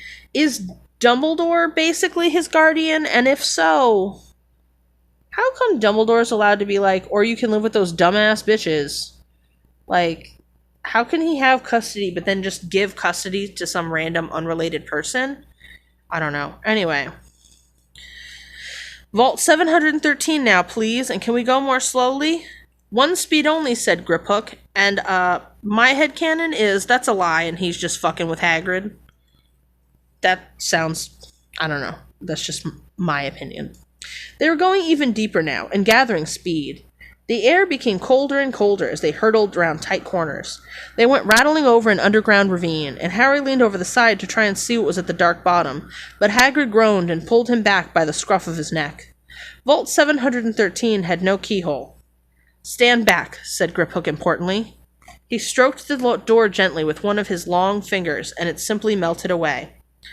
"If anyone but a Gringotts goblin tried that, they'd be sucked through the door and trapped in there," said Griphook. "How often do you check to see if someone's inside?" Harry asked. "About once every 10 years, said Griphook with a rather nasty grin. Something really extraordinary had to be inside this top security vault, Harry was sure, but as he leaned forward eagerly, expecting to see fabulous jewels at the very least, at first he thought it was empty. Then he noticed a grubby little package wrapped up in brown paper lying on the floor. Again, 'cause who'd have, like, tables or shelves? Just throw things on the floor. Hagrid picked it up and tucked it deep inside his coat. You know, with the poison and the mice. Harry longed to know what it was, but he knew better than to ask. Finally minding his business. "Come on, back in this infernal cart, and don't talk to me on the way back. It's best if I keep my mouth shut," said Hagrid. One wild cart ride later, they stood blinking in the sunlight outside Gringotts. Harry didn't know where to run first now that he had a big bag full of money. He didn't have to know how many galleons there were to a pound to know he was holding more money than he'd had in his whole life. More money than even Dudley had ever had. I mean, you're 11. It's not like you've ever had any money. He could have had like a fucking $50 bill and it was probably more money than he'd ever had in his life. Like, it's not impressive. Anyway, might as well get your uniform, said Hagrid, nodding toward Madame Malkin's robes for all occasions. Listen, Harry, would you mind if I slipped off for a pick-me-up in the Leaky Cauldron? I hate them Gringotts carts. He did still look a bit sick, so Harry entered Madame Malkin's shop alone, feeling nervous. See, Hagrid could have done that, and then headed right back into Gringotts. Anyway. Madame Malkin was a squat, smiling witch dressed all in mauve. "Hogwarts, dear?" she said when Harry started to speak. "Got the lot here. Another young man being fitted up just now, in fact." In the back of the shop, a boy with a pale, pointed face was standing on a footstool, while the second witch pinned up his long black robes. Madame Malkin stood Harry on a stool next to him and slipped a long robe over his head and began to pin it to the right length. "Hello," said the boy. "Hogwarts too?" "Yes," said Harry. "My father's next door buying my books, and my mother's up the street looking at wands," said the boy. He had a bored, drawling voice. "Then I'm going to drag them off to look at racing brooms. I don't see why first years can't have their own. I think I'll bully father into getting me one, and I'll smuggle it in somehow." Harry was strongly reminded of Dudley, because there's only one type of bad person in the world, and they're all the same. "Have you got your own broom?" the boy went on. "No," said Harry. "Play Quidditch at all?" "No," Harry said again, not wondering what on earth Quidditch could be. "I do. Father says it's a crime if I'm not picked to play for my house, and I must say, I agree. Know what house you'll be in yet?" "No," said Harry, feeling more stupid by the minute. "Well, no one really knows until they get there, do they? But I know I'll be in Slytherin. All our family have been. Imagine being in Hufflepuff. I think I'd leave, wouldn't you?" Said Harry, wishing he could say something a bit more interesting. "I say, look at that man," said the boy suddenly, nodding toward the front window. Because the first thing we've learned about Draco is that he has no chill whatsoever. He's all like, "Yeah, I'm gonna force my dad to do some shit for me, and I'm so self-assured, and oh my god, look at that!" Like, chill the fuck out, buddy.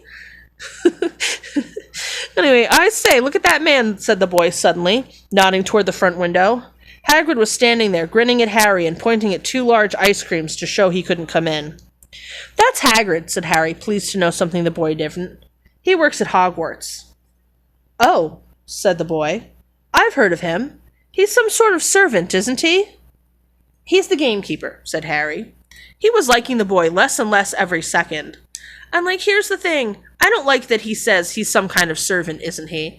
But, that's true. Like, he kind of is.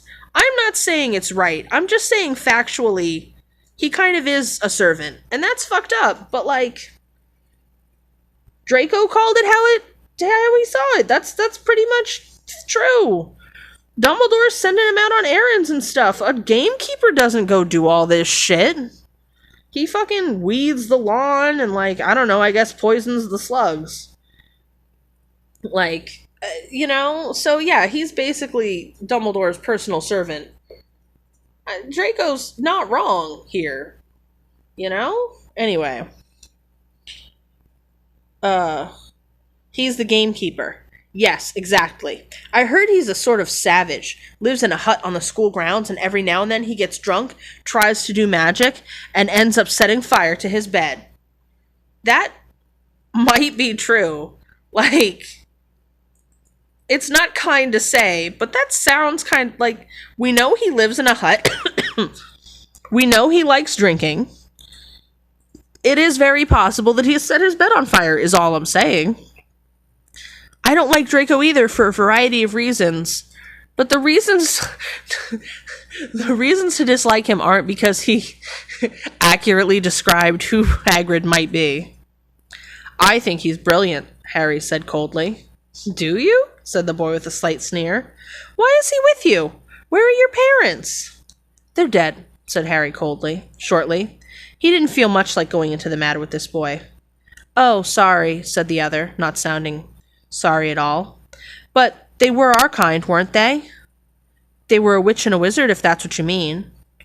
I really don't think they should let the other sort in, do you? They're just not the same. They've never been brought up to know our ways. Some of them have never even heard of Hogwarts until they get the letter. Imagine! Yeah, fucking imagine, Draco. But, I mean, he's got a point. I don't think he's right to say they shouldn't go. But it is wild that they just, like, find out one day that they're part of a secret society. That's definitely not how people should be fucking finding out. He's wrong, but not for the reasons that the author wants you to believe. Anyway. Before Harry could answer, Madame Malkin said, "That's you done, my dear." And Harry, not sorry for an excuse to stop talking to the boy, hopped down from the footstool. And this is interesting, because I guess Draco was getting a bunch of other shit done, because Draco was there when Harry came in, but he wasn't done by the time Harry was. So, what? Why? Draco must have been having other shit altered. I don't know. Well, I'll see you at Hogwarts, I suppose, said the drawling boy. Harry was rather quiet as he ate the ice cream Hagrid had brought him. Chocolate and raspberry with chopped nuts, which, that sounds delicious, yum. What's up? Said Hagrid. Nothing, Harry lied. They stopped to buy parchment and quills. Harry cheered up a bit when he found a bottle of ink that changed color as you wrote. When they had left the shop, he said, Hagrid, what's Quidditch? Blimey, Harry, I keep forgetting how little you know. Not knowing about Quidditch. Don't make me feel worse, said Harry. He told Hagrid about the pale boy and Madame Malkin's. And he said people from Muggle families shouldn't even be allowed in. You're not from a Muggle family, he says immediately, as if Draco was right. He immediately is like, well, you're not one of those people. Don't even worry about it. Which, like, but Draco was wrong to say they shouldn't. Hello?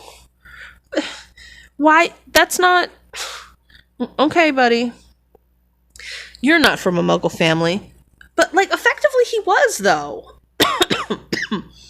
Like, Harry had the experience of a Muggle-born, like, student. So, like, effectively he is a Muggle-born student, regardless of who his parents were.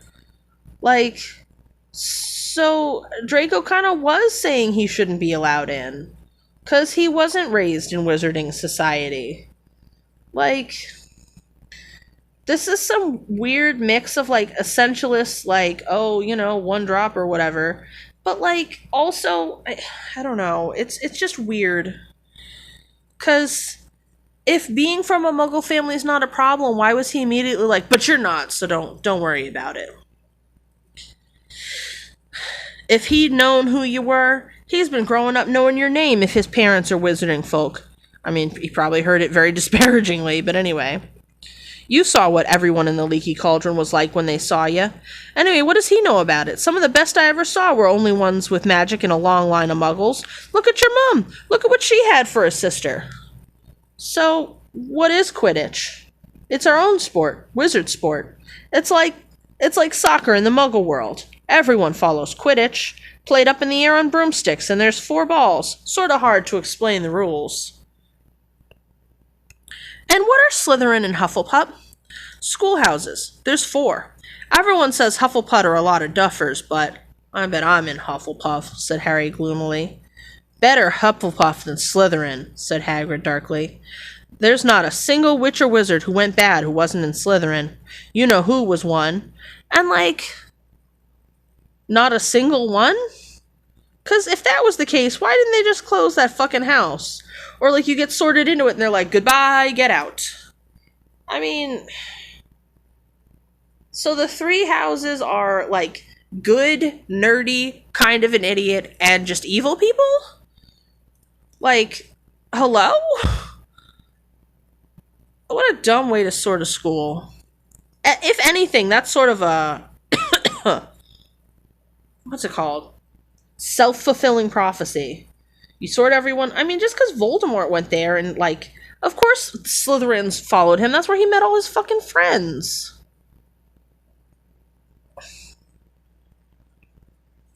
Anyway. Sorry. You know who was in Hogwarts?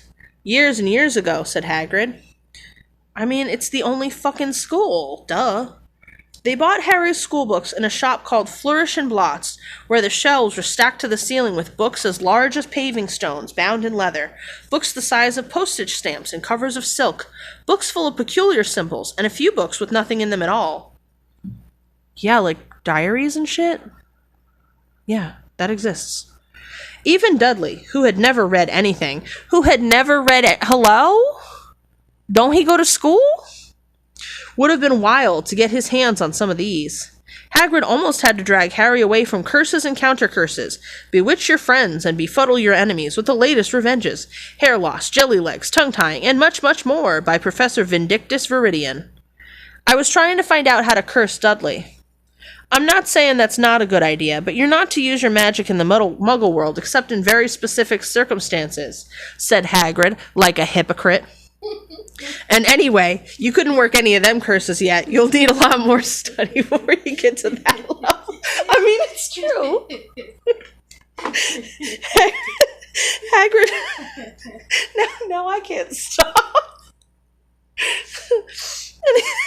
Hagrid wouldn't let Harry buy a solid gold cauldron either. It says pewter on your list.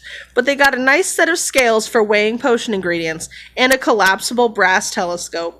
Then they visited the apothecary, which was fascinating enough to make up for its horrible smell, a mixture of bad eggs and rotted cabbages.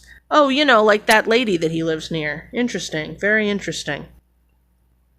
Barrels of slimy stuff stood on the floor. Jars of herbs, dried roots, and bright powders lined the walls. Bundles of feathers, strings of fangs, and snarled claws hung from the ceiling. While Hagrid asked the man behind the counter for a supply of some basic potion ingredients for Harry, which wasn't on the list, though? Anyway, Harry himself examined silver unicorn horns at 21 galleons each. And wait, how'd they get unicorn horns? I thought that was illegal? Anyway. And glittery black beetle eyes, 5 nuts a scoop. Outside the apothecary, Hagrid checked Harry's list again. Just your wand left. Yeah, and I still haven't got you a birthday present. Harry felt himself go red. You don't have to. I know I don't have to. Tell you what, I'll get your animal. Not a toad. Toads went out of fashion years ago. You'd be laughed at.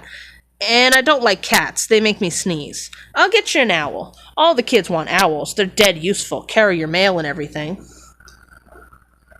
20 minutes later, they left Aelop's Owl Emporium, which had been dark and full of rustling and flickering, jewel-bright eyes. Harry now carried a large cage that held a beautiful snowy owl, fast asleep with her head under her wing. He couldn't stop stammering his thanks, sounding just like Professor Quirrell. Don't mention it, Hagrid said gruffly. Don't expect you've had a lot of presents from them Dursleys. Just Ollivanders left now. Only place for wands, Ollivanders, and you gotta have the best wand. A magic wand. This was what Harry had really been looking forward to. The last shop was narrow and shabby. Peeling gold letters over the door read, Ollivanders, makers of fine wands since 382 BC. A single wand lay on a faded purple cushion in the dusty window. A tinkling bell rang somewhere in the depths of the shop as they stepped inside. It was a tiny place, empty except for a single spindly chair that Hagrid sat down on to wait. Harry felt strangely as though he had just entered a very strict library. He swallowed a lot of new questions that had just occurred to him, and looked instead at the thousands of narrow boxes piled right up to the ceiling. For some reason, the back of his neck prickled. The very dust and silence in here seemed to tingle with some secret magic. Good afternoon, said a soft voice. Harry jumped. Hagrid must have jumped too, because there was a loud crunching noise, and he quickly got off the spindly chair. An old man was standing before them, his wide, pale eyes shining like moons through the gloom of the shop. Hello, said Harry awkwardly.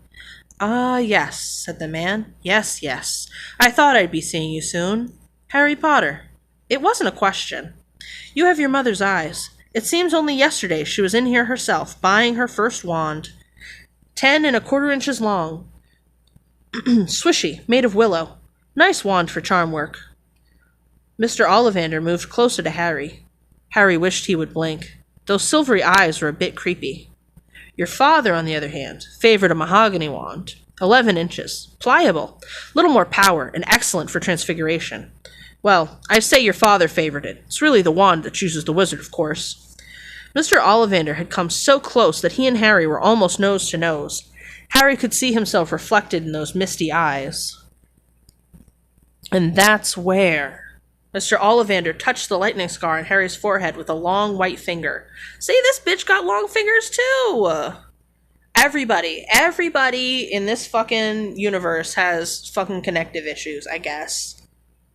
Also, don't just be touching people's faces and shit without permission. I mean, don't touch anybody anywhere without permission. But in particular, right on their fucking face? Like, buddy? The boundary issues. Hello? I'm sorry to say I sold the wand that did it, he said softly.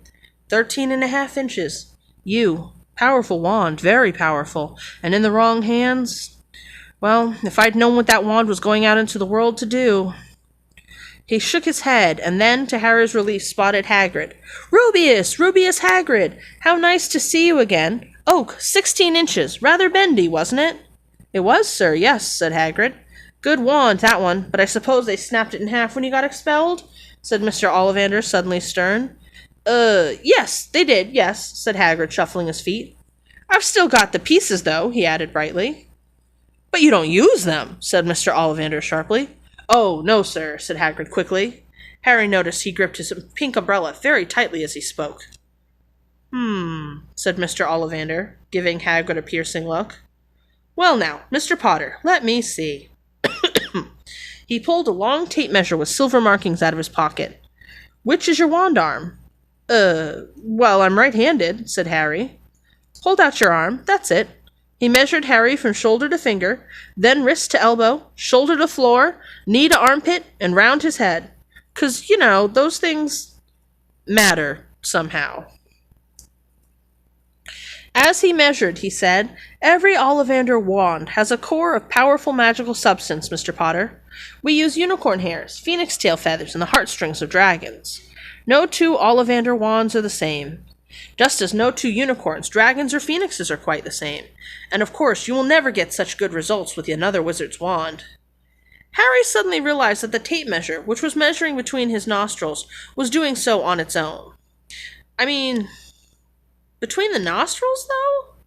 There's like almost no measurement there. What's that, like a millimeter or two? I mean, maybe a centimeter more like, but still, what's to measure there? They gonna pierce his nose? Like, Jesus.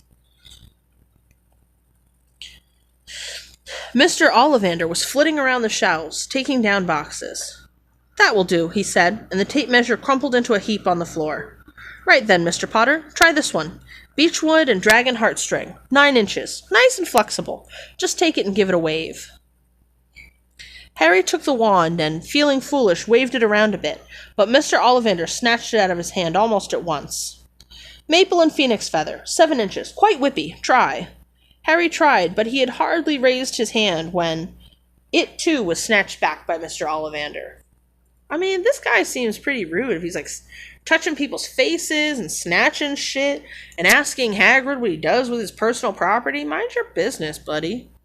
No, here, ebony and unicorn hair, 8.5 inches, springy. Go on, try it out. Also, he's describing these things as, like, springy and, like, whippy and stuff, and, like,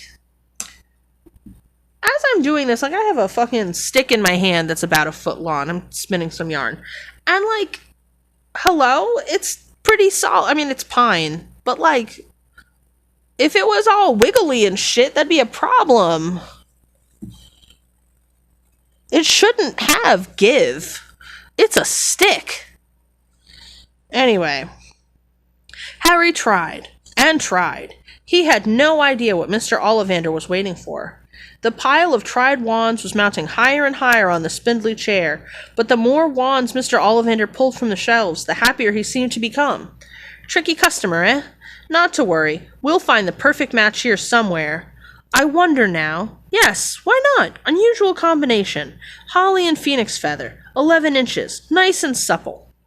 What a fucking... the descriptions this man uses for fucking sticks. Harry took the wand. He felt a sudden warmth in his fingers. He raised the wand above his head and brought it swishing down through the dusty air as a stream of red and gold sparks shot from the end like a firework, throwing dancing spots of light onto the walls. Hagrid whooped and clapped, and Mr. Ollivander cried, "Oh, bravo! Yes, indeed! Oh, very good! Well, how curious! How very curious!" He put Harry's wand back into its box and wrapped it in brown paper, still muttering, "Curious, curious." "Sorry," said Harry, "but what's curious?" Mr. Ollivander fixed Harry with his pale stare. "I remember every wand I've ever sold, Mr. Potter. Every single wand. It so happens that the phoenix, whose tail feather is in your wand, gave another feather. Just one other. It's very curious indeed that you should be destined for this wand when its brother... Why, its brother gave you that scar." Harry swallowed. "Yes, 13.5 inches. You. Curious indeed how these things happen. The wand chooses the wizard, remember? I think we must expect great things from you, Mr. Potter. After all, he who must not be named did great things. Terrible, yes, but great." Harry shivered. He wasn't sure he liked Mr. Ollivander too much. No, I don't think I like him too much either. He seems like a very odd person. He paid 7 gold galleons for his wand, and Mr. Ollivander bowed them from his shop. Oh, like he bowed on their way out. Okay. That's a weird way to say that. The late afternoon sun hung low in the sky as Harry and Hagrid made their way back down to Diagon Alley. Back through the wall, back through the leaky cauldron, now empty. Harry didn't speak at all as they walked down the road. He didn't even notice how much people were gawking at them on the underground, laden as they were with their funny-shaped packages, with the snowy owl asleep in its cage on Harry's lap, up another escalator, out into Paddington Station. Harry only realized where they were when Hagrid tapped him on his shoulder. "Got time for a bite to eat before your train leaves," he said.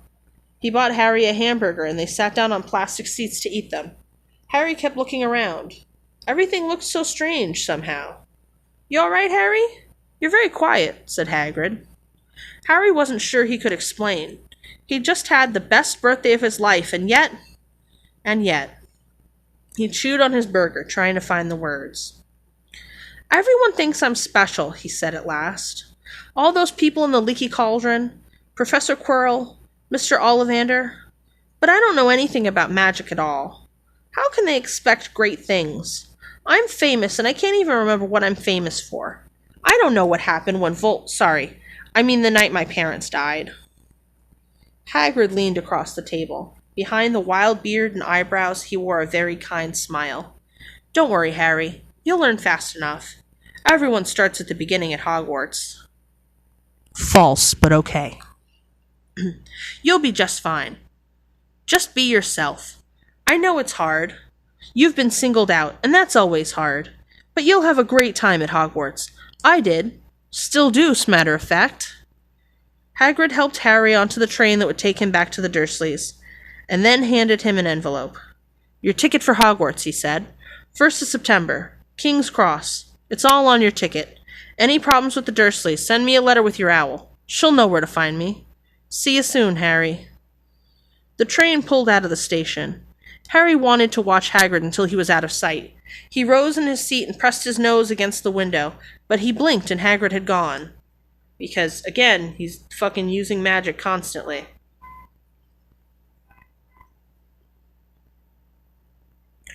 And that's the end of chapter 5. So what'd we learn here? There's a cool batch, what is that, like a fucking, what's the word for it? Like a strip mall in London for witches. And all you gotta do is go through a sketchy pub and a back alley wall. And then there's just a cool strip mall with ice cream and owls and rats and cauldrons and brooms and snotty little blonde boys getting their clothes altered.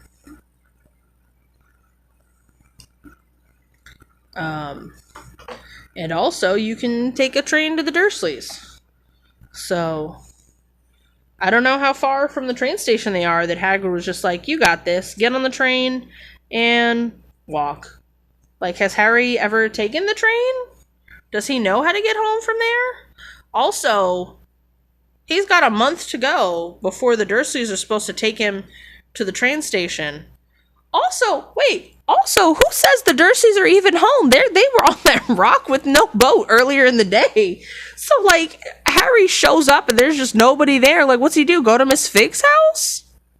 Hello? Anyway, what a wild fucking chapter. Full of just not a lot of thought. 'Cause, like, there's no way they're home yet, right? How long do you think it took before someone realized they were trapped on that fucking rock?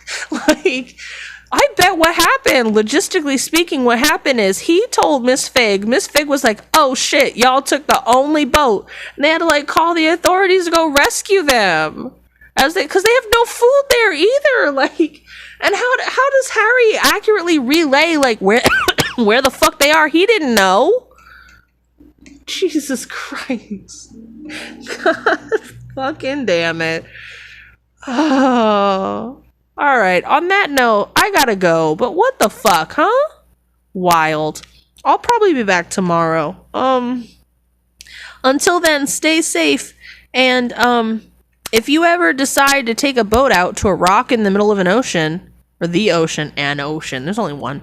If you're ever out in a rock in the middle of the ocean, and someone shows up in the middle of the night to kidnap one of the people in the boat, in the hut, take the boat with them, because otherwise you're swimming. So that's food for thought for you. Bye.